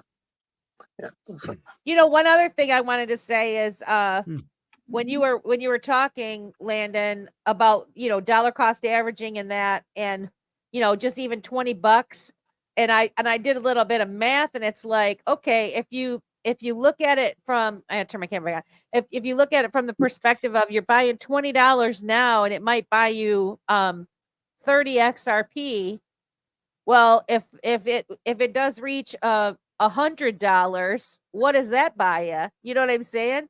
So I mean, if you got to play little mind games with yourself to say, I'm putting $20 and it's giving me 30 XRP, or what, I could buy 50 XRP right now, and then, play with the math a little bit, and, at $100, what would that be worth? At $1,000, what would that be worth? And if it goes to some of the prices that we think it's going to go to, and we hope that it goes to, it could be worth a whole heck of a lot of money, that little $20 you spent. Same thing like the guy just said about the Bitcoin, dollar cost averaging in. I mean, those folks that were dollar cost averaging in back then and that didn't sell, they're looking pretty darn good right now. And so, some of these other projects that are within your reach, it really, I mean, you could spend $20 at Starbucks on a coffee, forego the coffee, and put it towards something. Any one of these projects that you research that, don't, although you should buy some Shikaka, not I am an official ambassador for the Shikaka coin. And really, for those of you who don't know, I got involved with the Shikaka coin, and Kita got involved with the Shikaka coin, mainly for us to see how the meme, this whole meme token thing works, how I can see how it kind of works from the back end. And I never looked into meme coins before because I'm not a meme coin kind of gal. But it's also something, a little bit of fun with it. And there are a lot of people that got into Doge and Shiba Inu and all these things, and it is kind of a fun thing if you approach it from that aspect. Like, I'm not going to be a millionaire tomorrow because I bought, 1 billion Shiba Inu coins or whatever, because the chances of that happening are slim to none, probably. But it can be a little bit of a fun distraction. But I surely wouldn't spend, a whole bunch of money on meme coins, No. But it does also contribute to the crypto space in general, because I do feel like they are using us, the people that are giving this space attention. They're using us. They need us to participate, and so I kind of want to start to expand my horizons a little bit and look into some of these other coins or projects that they're working on. I've never bought an NFT before. I've never done any of that, and I think I probably want to try to investigate it a little bit and have a little bit of fun, and maybe participate in a project where they actually need testers or people to participate in it. And I think that happens a lot, where people get into these and they just hold. And I mean, we have a friend, Optimistic Prime. She has her oh gosh, I'm blanking on the name of her, the home, the Wandering Footprint. And she distributed these coins to folks, and she wants them to sell them. She wants them to get them out, but people are just holding on to them. And she's like, it's not helping me, because she wants to try to use these things, to figure out how she can use them. And so, I guess the different types of projects have different use cases, and people create things for different reasons. And so, kind of maybe educate yourself on why they've created a certain token or coin, and what their intention is, and then really try to participate and help them out. We've interviewed several wonderful people on this program. Patrick L. Riley with the Reaper Financial, and his whole structure, and the reaping of the debt, and all of that is, I mean, they're just, there's really smart people, good people that are trying to build something that's going to make a difference. And I want to help in any way that I can. And while I don't have a lot of money, I am somebody that wants to support my people, and I want to give kudos to anybody that puts themselves out there and tries to build something. I think it's fantastic, and anybody that's willing to go that extra mile and help others, I love you. I just want to say that I love you for doing. You I love love me. you. Let's do Me and cryptos Barney. by the tree and have a good life. And So I have a quick question for you guys. So I mean, obviously, you asked me questions. Oh, we are in the hot seat. Hold on a second. Here we go. Here we go. Okay, so we have all this institutional money kind of flowing in that we know of, that they're telling us they're doing it. We know they've been doing it already, but for a long time, because you don't have trillions of dollars in there because I'm putting my dollars in there all the time. We know that. Their pennies next to their dollars. Yeah, that's right. But so with that happening, so you got these guys like BlackRock, you have Fidelity, you have these guys. Do you see, once this bull run runs into 2025, 26, do you think it's going to come down to that, like last time it's going to drop that 80%? Or do you think that those guys are going to say, we can't let that happen? Like the next correction is going to be like a 30% or a 25%? What do you think is going to happen in the short term? I'm just kind of thinking what you guys think about that. Melissa, you go first, because you know what I'm going to go do. So yeah, you go first. Oh, I don't know. You don't know? Well, I'm like, wait, ask the question one more time. I got nervous, and I to be honest, I'm going to be straight up honest with you. I was listening to it, and I was like, this is the question for Simon. Yeah, and I was like, I knew you were going to do that. I was like, I already kind of have an answer there, but if you think of it, ask it again. Just logically, you have all these guys telling their millionaire friends, you got to start buying this, and then they're going to let it drop 80% on them, and then go, but don't worry, it'll come back in 4 years. Do you see that happening? I'm just wondering, is there going to be like a normal, like the stock market when it has a big, massive correction of 25-30%? That's kind of where I was asking what your thoughts are on that. Well, okay, so my thoughts on it is I come from the mindset that I believe, and I know some people might think this is naive, but I do believe that they are trying to baby step us off the old financial system and into the new, and they're trying to do it with the least amount of harm. Now, and so, where you got them buying the treasuries and things like that, and moving assets into Bitcoin in particular. We hear them talking about it being a store of value more and more. They are creating these ETFs, and so you're going to see more 401k plans, and all of that money that we have tied up now start to move into these types of funds, which Simon and I were talking about earlier today.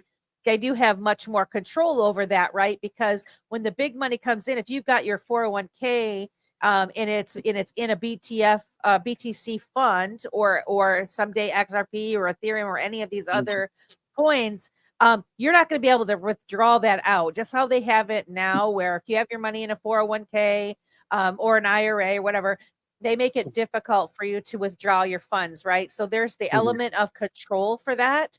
And I think that they're going to try to move this money over into these types of things so that they can keep it kind of stable. Do I think they're going to intentionally crash? I do think they do that to get people in, at a lower price point.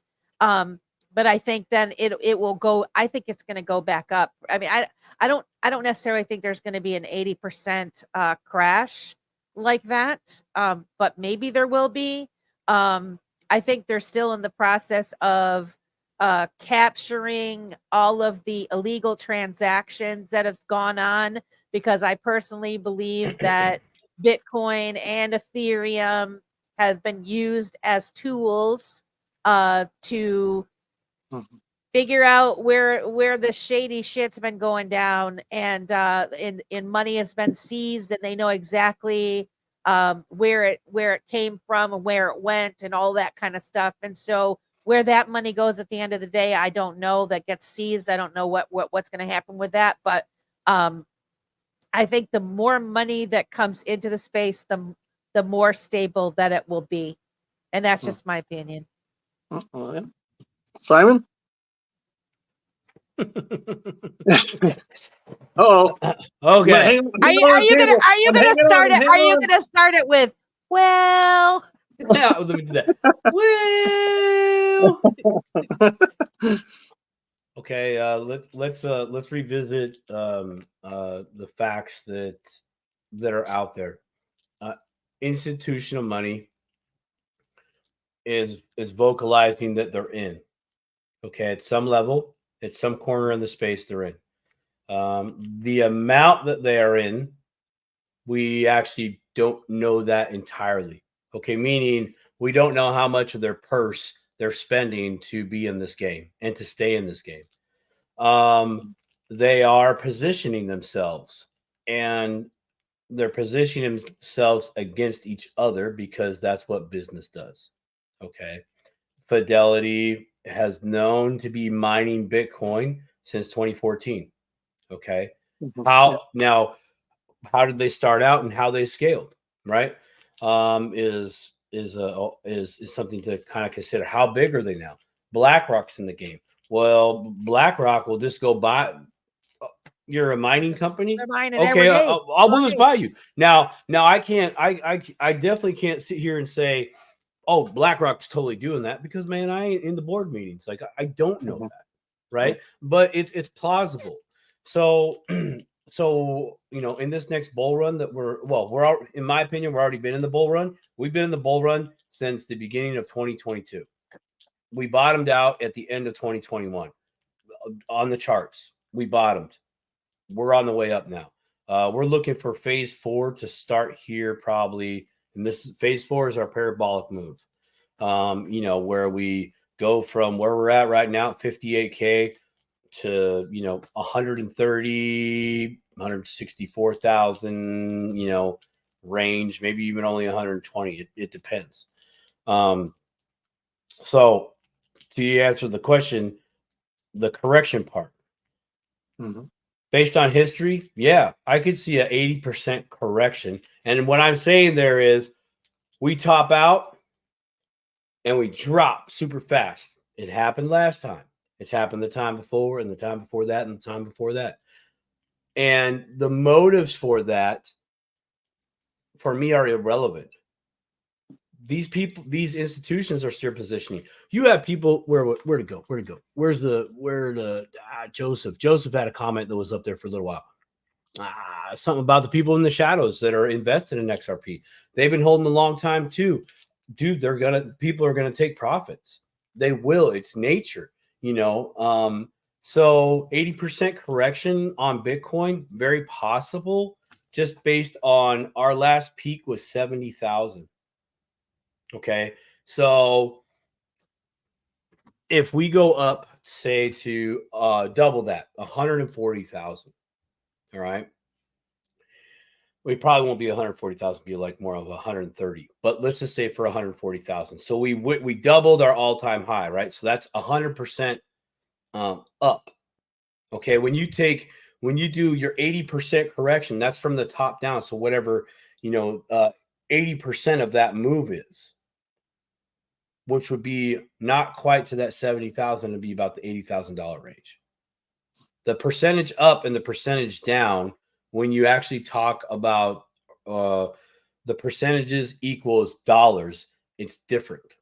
It's a different number. It's not the same up and the same down. It's not like that. So your 80% correction, I could see as Bitcoin going to say 130,000, and then we do an 80% correction to retest our old all-time high. Totally plausible. XRP's all-time high is about 320, 330, depending on what exchange we're talking about, right? So I'm just going to say 320. We go up to 320 in this bull run. For me, that is totally plausible, because we always have to retest our history at some point. It's all in the charts.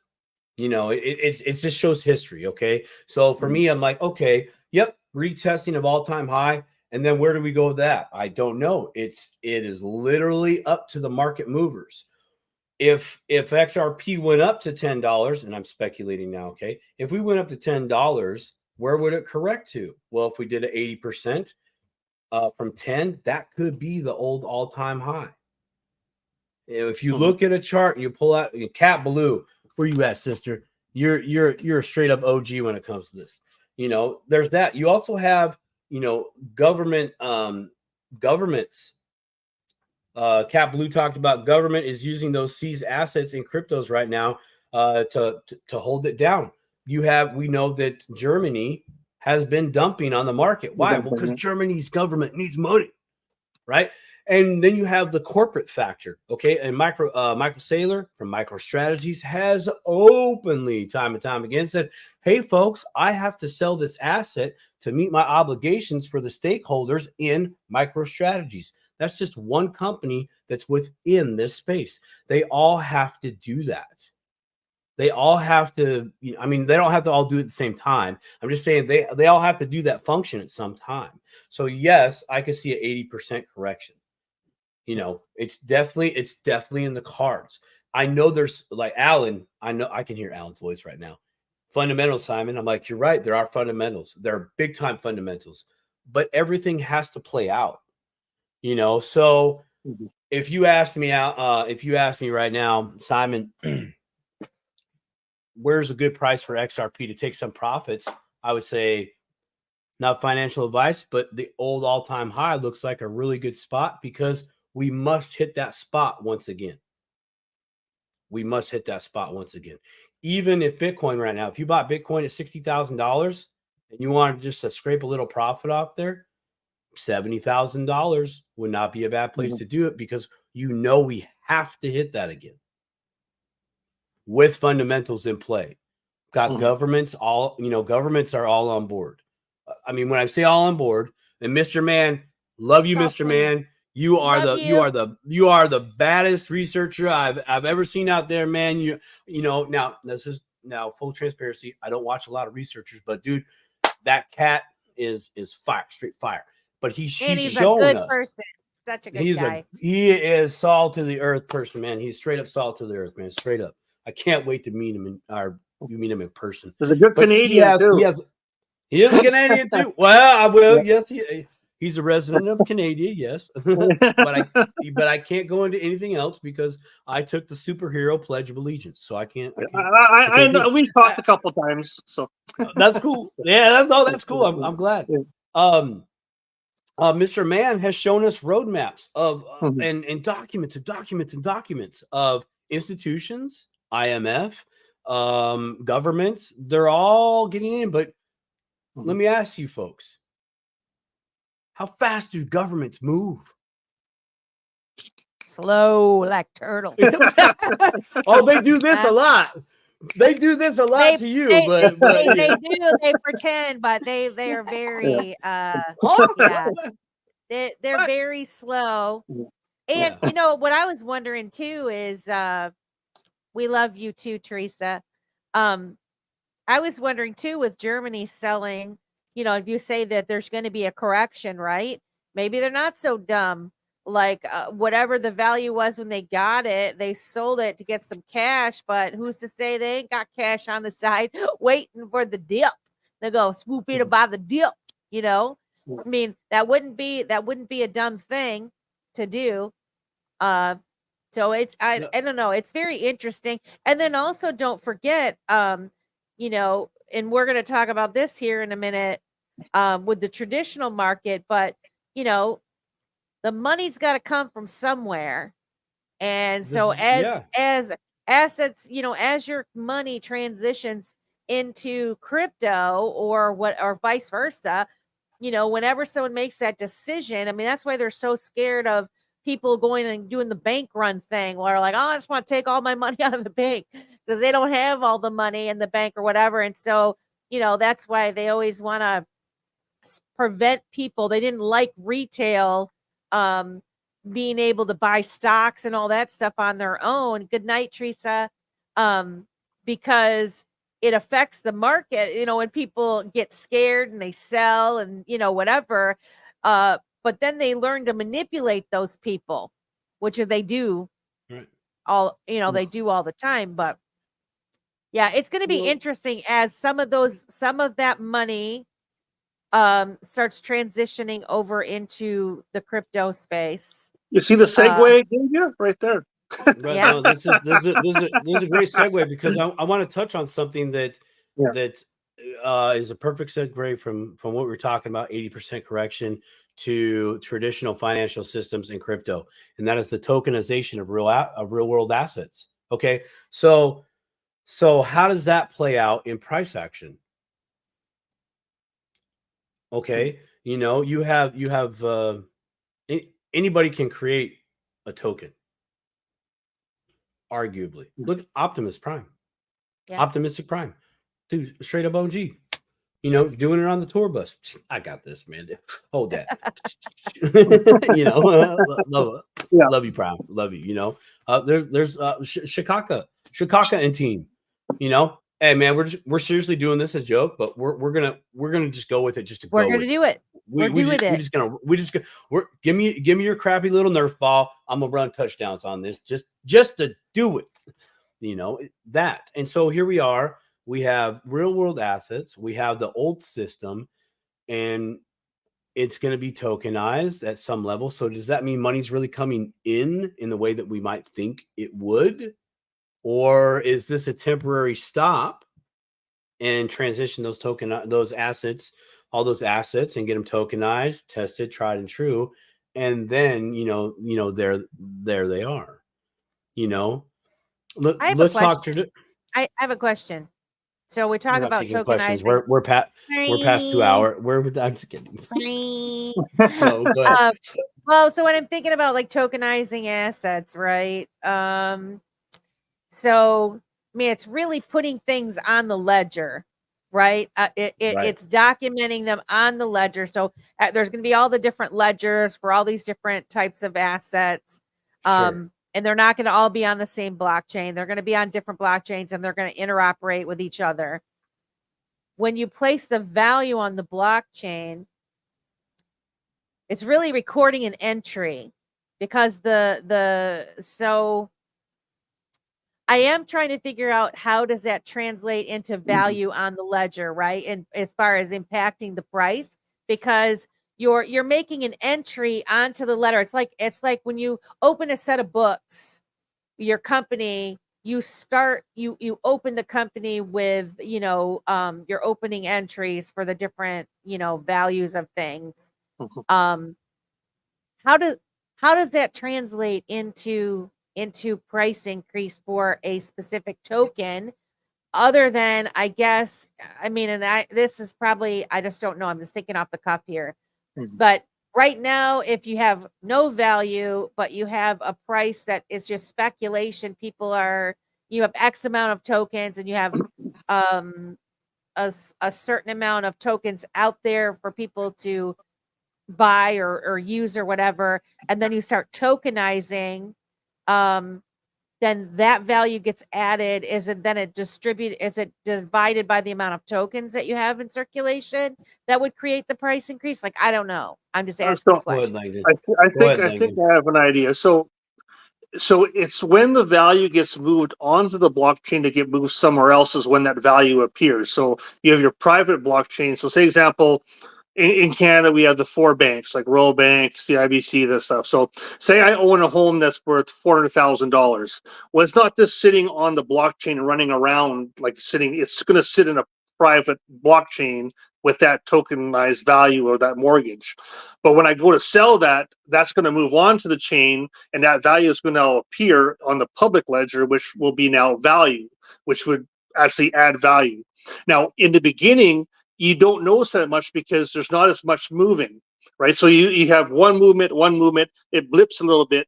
But if you have like hundreds of thousands of those homes being moved, the value of that chain just keeps going like this, because there's so much velocity happening on the chain that it just creates the value while it's in running between, say, those private ledgers. I think that's kind of my take on it. Is that kind of what it sounds right, Simon? Yes. Let's establish the word value here. You're not value as in how valuable the network is. Like there's that many assets on chain, or are we talking? Yes. Are we also, and that also is relative to price action of that chain? Yeah. So what I was meaning is that, okay, so say we're using XRP as an example, and they're using they're using XRP to actually create the value.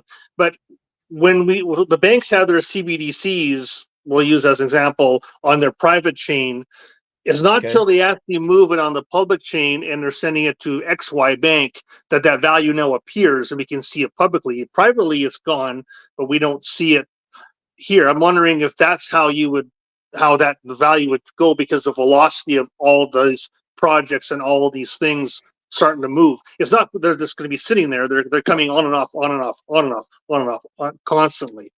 So we're talking about a transaction basically where we did a deal via I bought the house from you. Right. We did a deal, right? But before the deal, before the smart contract was created, you had your stuff on private chain. I had my stuff on private chain, right? We agreed to terms. Smart contract goes into place, and there is the two valuable thing, or the two items waiting to exchange hands once the check mark boxes are checked off within the smart contract, and that's on chain. Yeah. Right. Okay. So that doesn't necessarily increase the value of the vehicle we're using in that moment. So again, XRP, right? Let's say we both did a deal on the XRP ledger. Well, if we took just today's price of 57 cents and we only needed to use, say, 10 XRP to facilitate the transaction, even though it's far less than that to do that. But let's just say that'd only be $5. So there's this weird, I don't want to say disconnect, but it's not a disconnect. There's just a difference between the value that's actually on chain and the price value of the tokens being used on that chain. Example, how valuable is an Ethereum and how expensive is an Ethereum, right? It depends on what you're using with your Ethereum. So when we tokenize something, when we say, okay, we're taking this real world asset, 1 ounce of gold, let's say, and it goes on chain, I send it to you. You now can take that and send it to your gold or your gold bullion store, and they'll give you CBDCs. Or a dollar, or whatever, right? Okay, so but how much was the actual transaction?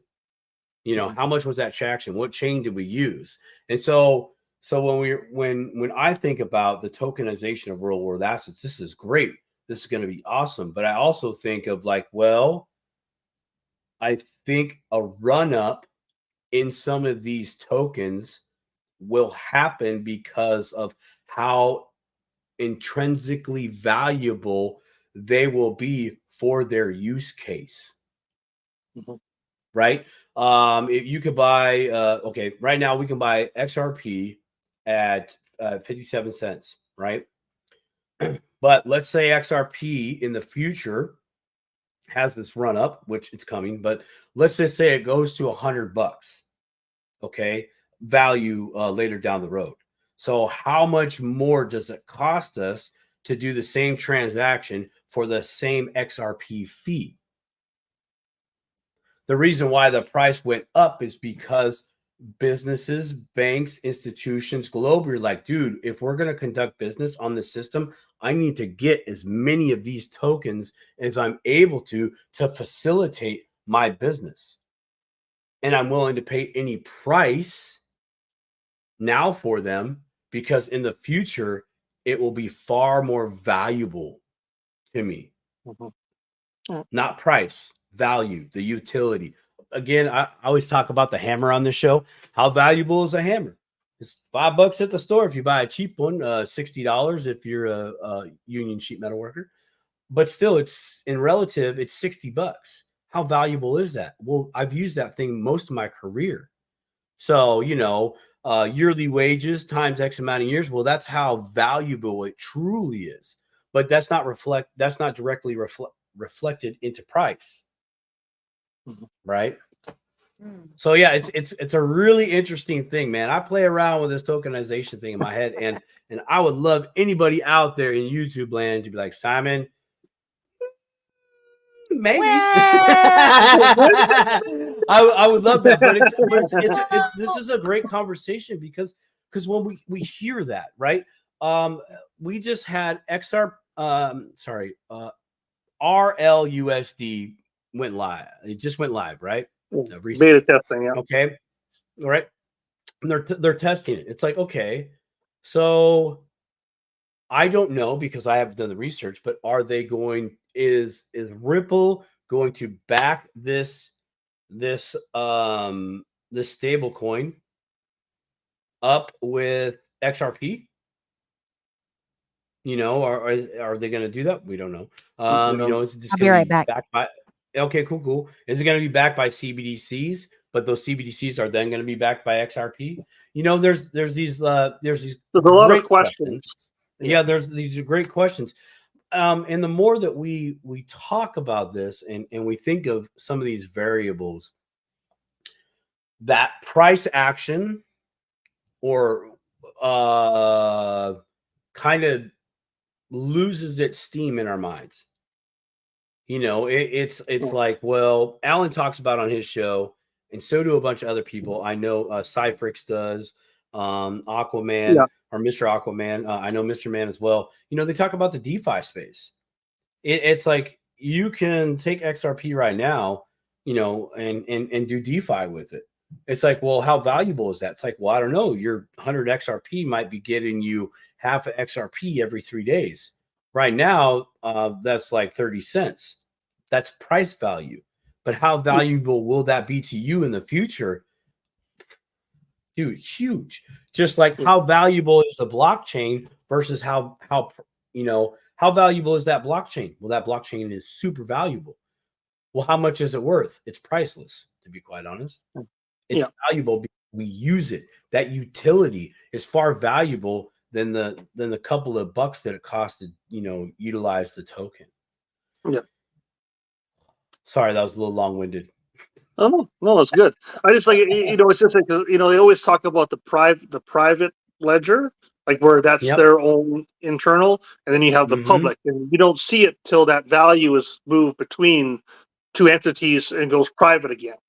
And I've always thought that with the velocity, because you talk about the velocity of money and how it creates money, I always thought, okay, well, if you have all this velocity of value coming on and off of the ledger, well, whatever they're using as that product to try to move that value has to be able to handle all that value that's pouring onto it without crushing it. And because technically a home is like $400,000. You sell a $400,000 home. Well, if you're selling a billion $400,000 homes, over the course of the day, well, that's a lot of value coming on that chain's got to be able to handle without crashing based on what it's using to move, right? Right. So we're talking about tokenization. So you're transferring ownership from one entity to another. Yeah. Right. Okay. Now, so the let's stick with the house thing. So the transfer of deed goes from one entity to another. Okay. Yeah. That deed is worth $400,000. Yeah. Right. Because it's the key to the house. Right. But the house, So, but that's just the information that's being transacted back and forth from one ownership to another. Now, if they did the deal in that same token, okay, I'm going to give you $400,000 worth of XRP, for instance. I'll send that your way, and then you're going to send me the deed on the XRP ledger via a smart contract. Well, that's just moving information from one end to another. It's how many coins did it take to do that transaction, and what's the current price of those coins. Yeah. Right. So it's so here's another way maybe to look at it.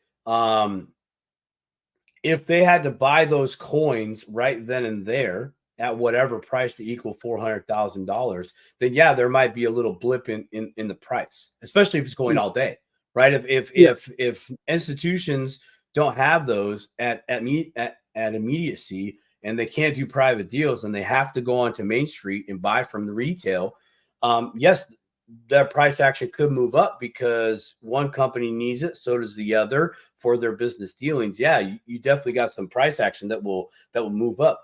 But from taking it from a private ledger onto the public ledger to do a transactional deal and then it's back off, heck, that can only cost half a XRP if they did it on the XRP ledger. You know what I mean? Or whatever the percentage is. No, whatever the gap. Yeah. So it's and I love this conversation. I really, really do, because it helps bring perspective to me in my hopium for Wind Moon. Yeah.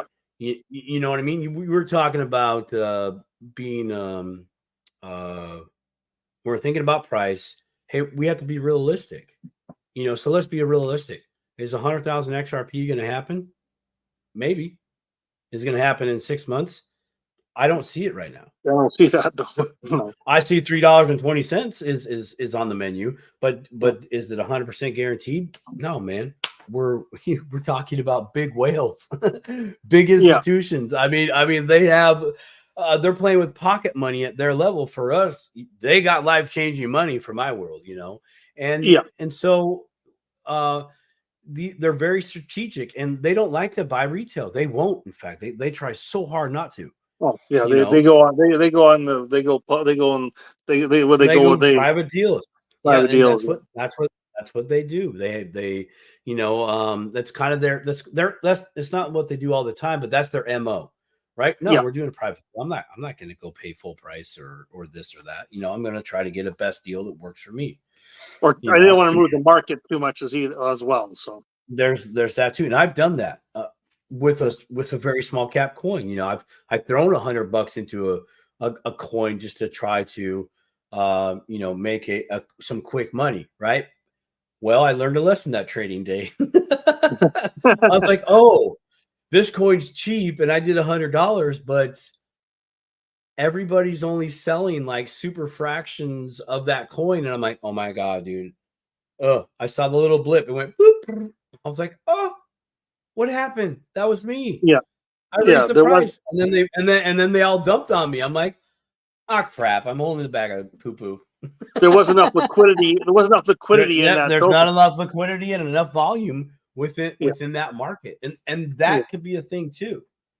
That could definitely be an issue. Somebody, I can't remember who it was, but they were talking about XRP. And it's slated to do great and wonderful things. And then I don't know who it was, but they said, hey, Ripple could just literally go say, hey, for all you institutions that are using the Ripple net, so Ripple's software, private stuff, we're going to use a whole different coin. That could happen. And I'm not trying to scare, I'm not trying to poo-poo, but that is a thing that could happen. Ripple Labs created the oh my gosh, man, the RLUSD. Yeah, I know, Ripple Labs USD. It's like, hey, look, they did that. So I still kind of look for, well, where's that flicker of a guarantee that XRP is going to be utilized, globally? Where is that? How's that story still going? What does that look like? The tokenization with XRP, even XDC, with T-bills, and things like that. That's great. I'm happy for the Ripple Labs USD.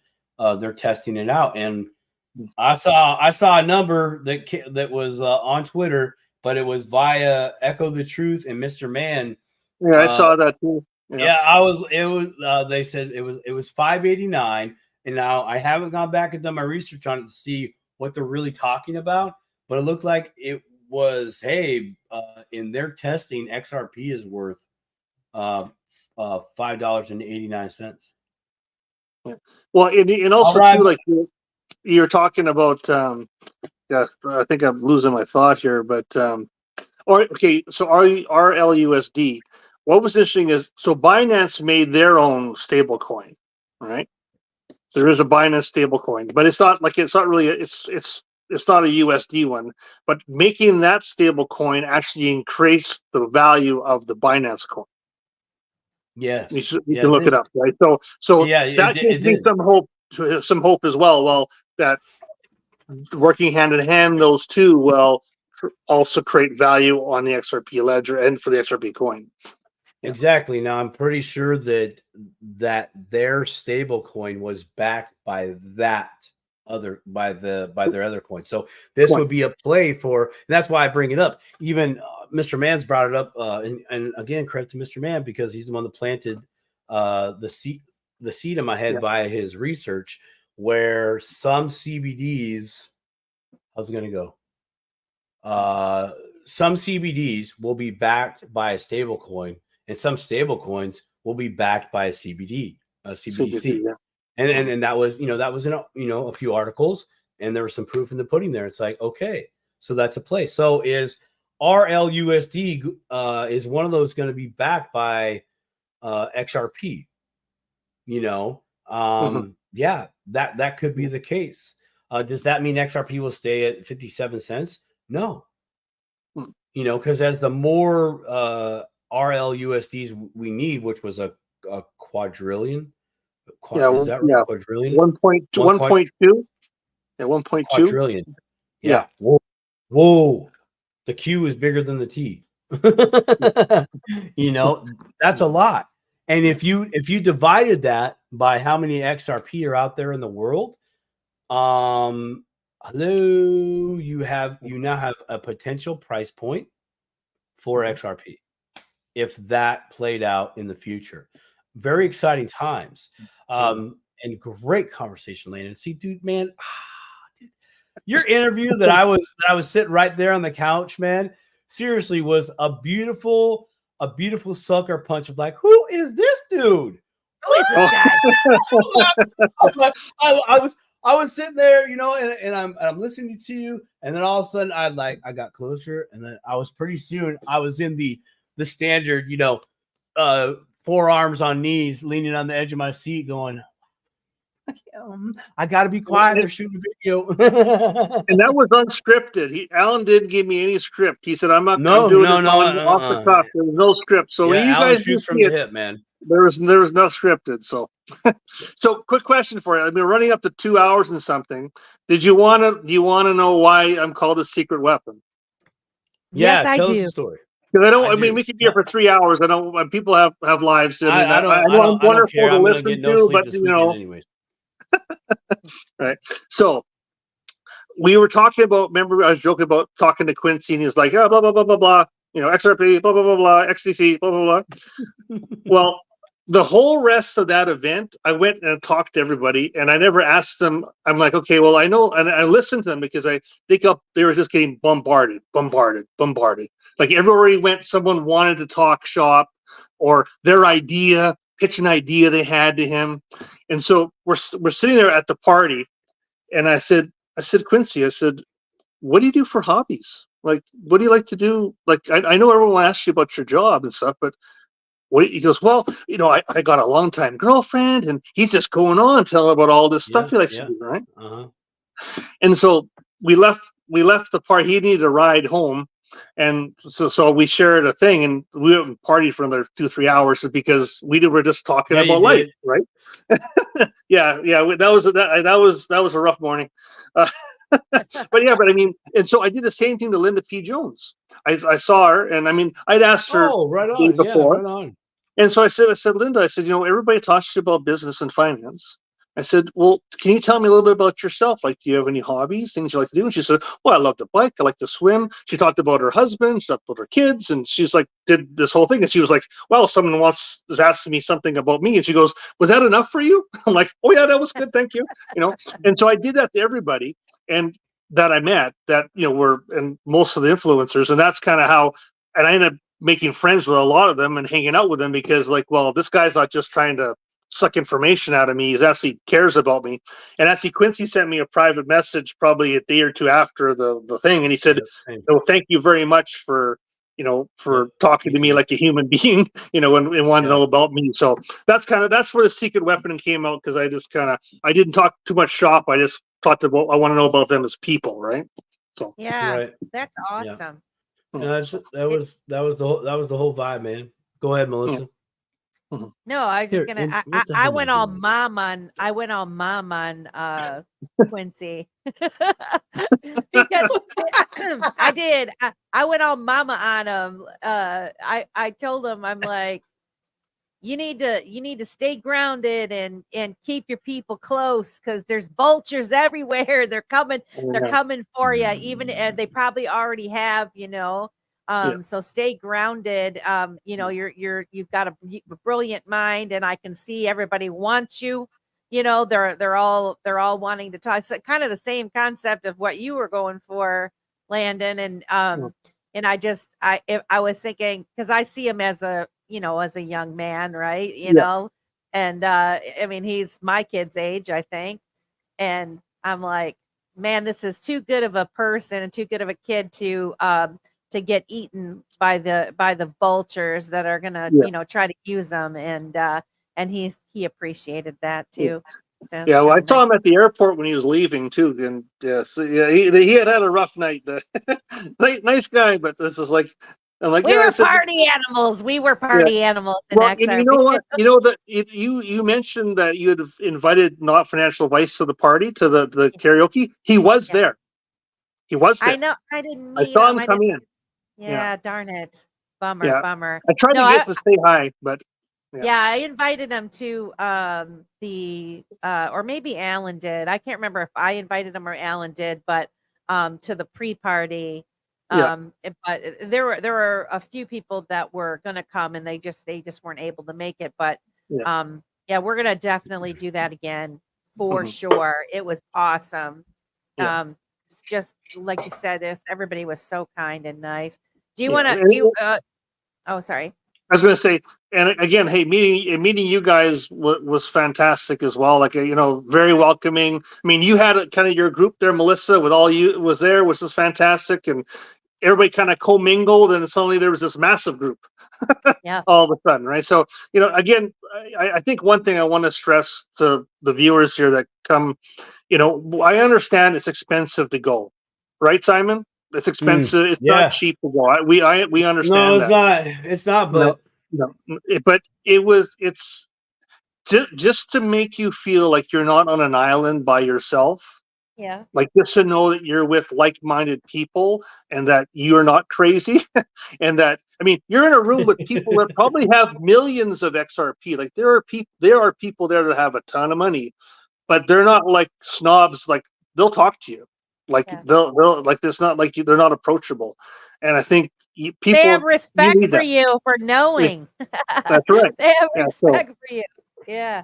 So, you know, it's like I said, I think it's well worth it if you can. And hopefully, if we are in a little better situation in a few months from now, crossing fingers, some people have maybe a little extra scratch to go to the next event. Yeah, exactly. Right. Well, I know we want to button this up, because it's 2.5 hours long. However, I don't know how quickly, or maybe you addressed this while I was feeling dizzy, so I had to eat something. I'm sorry. That's where I went.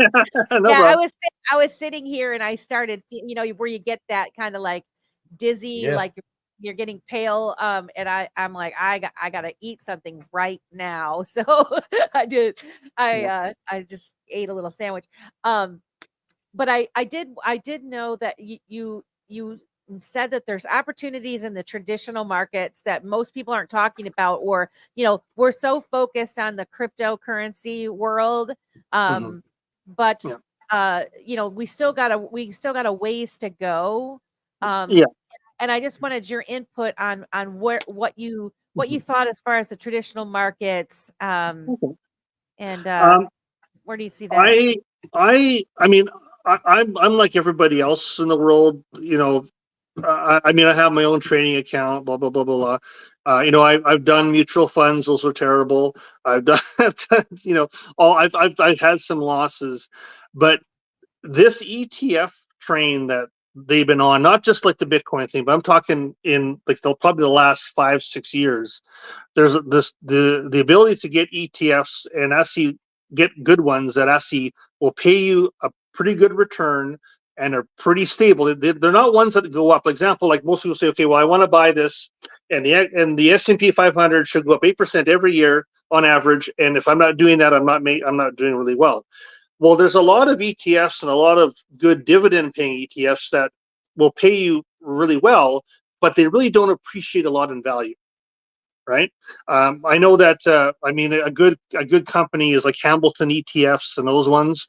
Anybody can look them up. Like you can buy it on any exchange. But I mean, some of their yields are 8-9%, and they're what they're called covered call ETFs. Alan's talked a little bit about that, but about covered calls. But it's a way for someone to get income with less volatility, but not a lot of high return, right? So a good example is you might have one that pays say 10%, right? Well, if you have, you know, $10,000 in there over the course of the year, it's going to pay 10% over each month.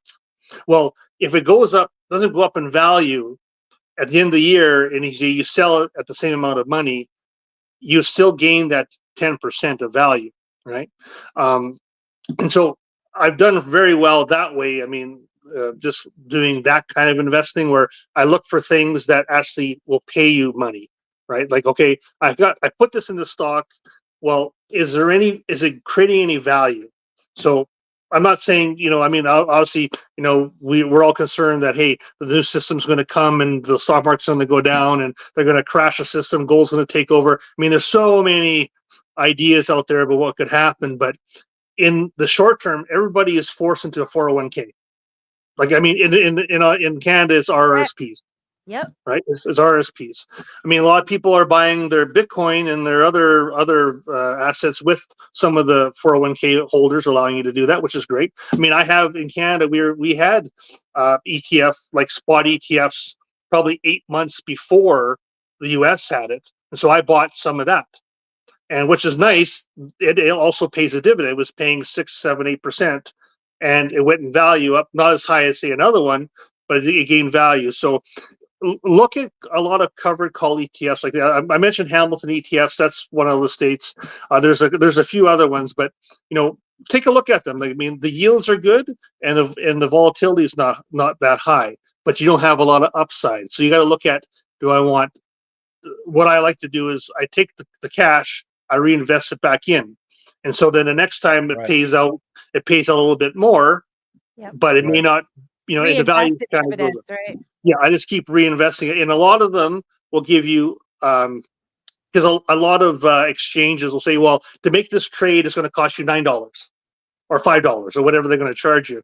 If you get one that does an actual drip and does it for you, that's a free trade. Okay. So if it's rebuying it for you, it doesn't cost you. They do not charge you for that transaction. But if you take cash and go and try and buy the share, they're going to charge you a fee when you buy and sell. But if you put that on a drip where it is, okay, well, the share is $15 and it makes $15, they'll buy you a share. The next month it'll pay you $15.10, but they'll buy another share at $15.20. And so it compounds without you losing the money to actually buy it yourself.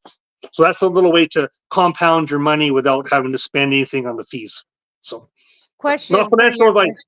not financial advice at all. We are not financial advisors. No. We're just three folks chatting about our 401ks and our crypto in our retirement saving plans. Yeah. So I do have a question for you on perspective, and I think I mentioned this last show. Good night, Crawfish. Thank you so much, my friend, for coming. When so you know, those of us that are kind of trapped in our 401ks, if I the other day, when the market really crashed, I got to thinking and looking. I looked at my 401k, and of course, it was down several $1,000s. And but I did, when I signed up for it, I did the do it for me option, you know, and you got the, you know, by age and all this kind of stuff. Anyway, I started looking at it, and I got to thinking, you know, there's, even though I can't just invest in whatever I want, because there's certain funds that are part of my plan or whatever. But anyway, I started really looking at the things that I was invested in, and drilling down into the companies that they were invested in, and making my own educated guesses on where I see, because, you know, I'm getting a little bit more savvy in terms of where I think things are headed, right? Because I have invested my time and energy into this space. And after talking with our person, what do you call it? Our brokers, because I do the accounting for our company. And so I handle our 401k audits and all that kind of stuff. And so I was asking him, like, as soon as they started passing the ETF stuff, I was asking him, like, you know, where do you see it? Is this going to happen? You know, and this is a big fat roadblock for a lot of people that might be thinking that they're going to have these ETFs in their funds anytime soon. His answer was, no, too risky. They will not suggest it. At least our brokers won't, to put like a BTC of anything. And I was like, well, that's really unfortunate. And he really wasn't educated at all in regards to the crypto space, which gave me a big old fat red flag, because they're the ones that are in, you know. So I just decided I'm going to look at all of the offerings that I am allowed, and I started making decisions based on my own. And I hope I made the right decisions. And it probably would be really smart if I knew somebody else that knew these funds to say, yep, I think that's, you know, better than what I was invested in, which was definitely modest and not aggressive. And I mean, I got some things in more secure, but I kind of want to definitely be a little bit more aggressive, go for it and see what happens. But I just wondered if you took a look at, like, if you have your own 401k, and if you have ever really looked at the things that you were invested in, if you chose them yourself or you were relying on someone else. Oh, there he's coming back. Yeah, I get to choose myself. So I have a, okay, through our company we have one where that, you have X, low risk, medium, high. Like you got the three choices. But in my self-directed plan, I get to choose whatever I want, and I do my own research to find out what I want to. But I'm like Simon, well, pay yourself first. Well, I'm like, well, I want ones that are going to pay me first, that they're paying me to, because just having it sitting there, I'm hoping that it's going to go up. Like buy low and sell high, and it's going to go. But that's still a taxable event. Well, not a 401k.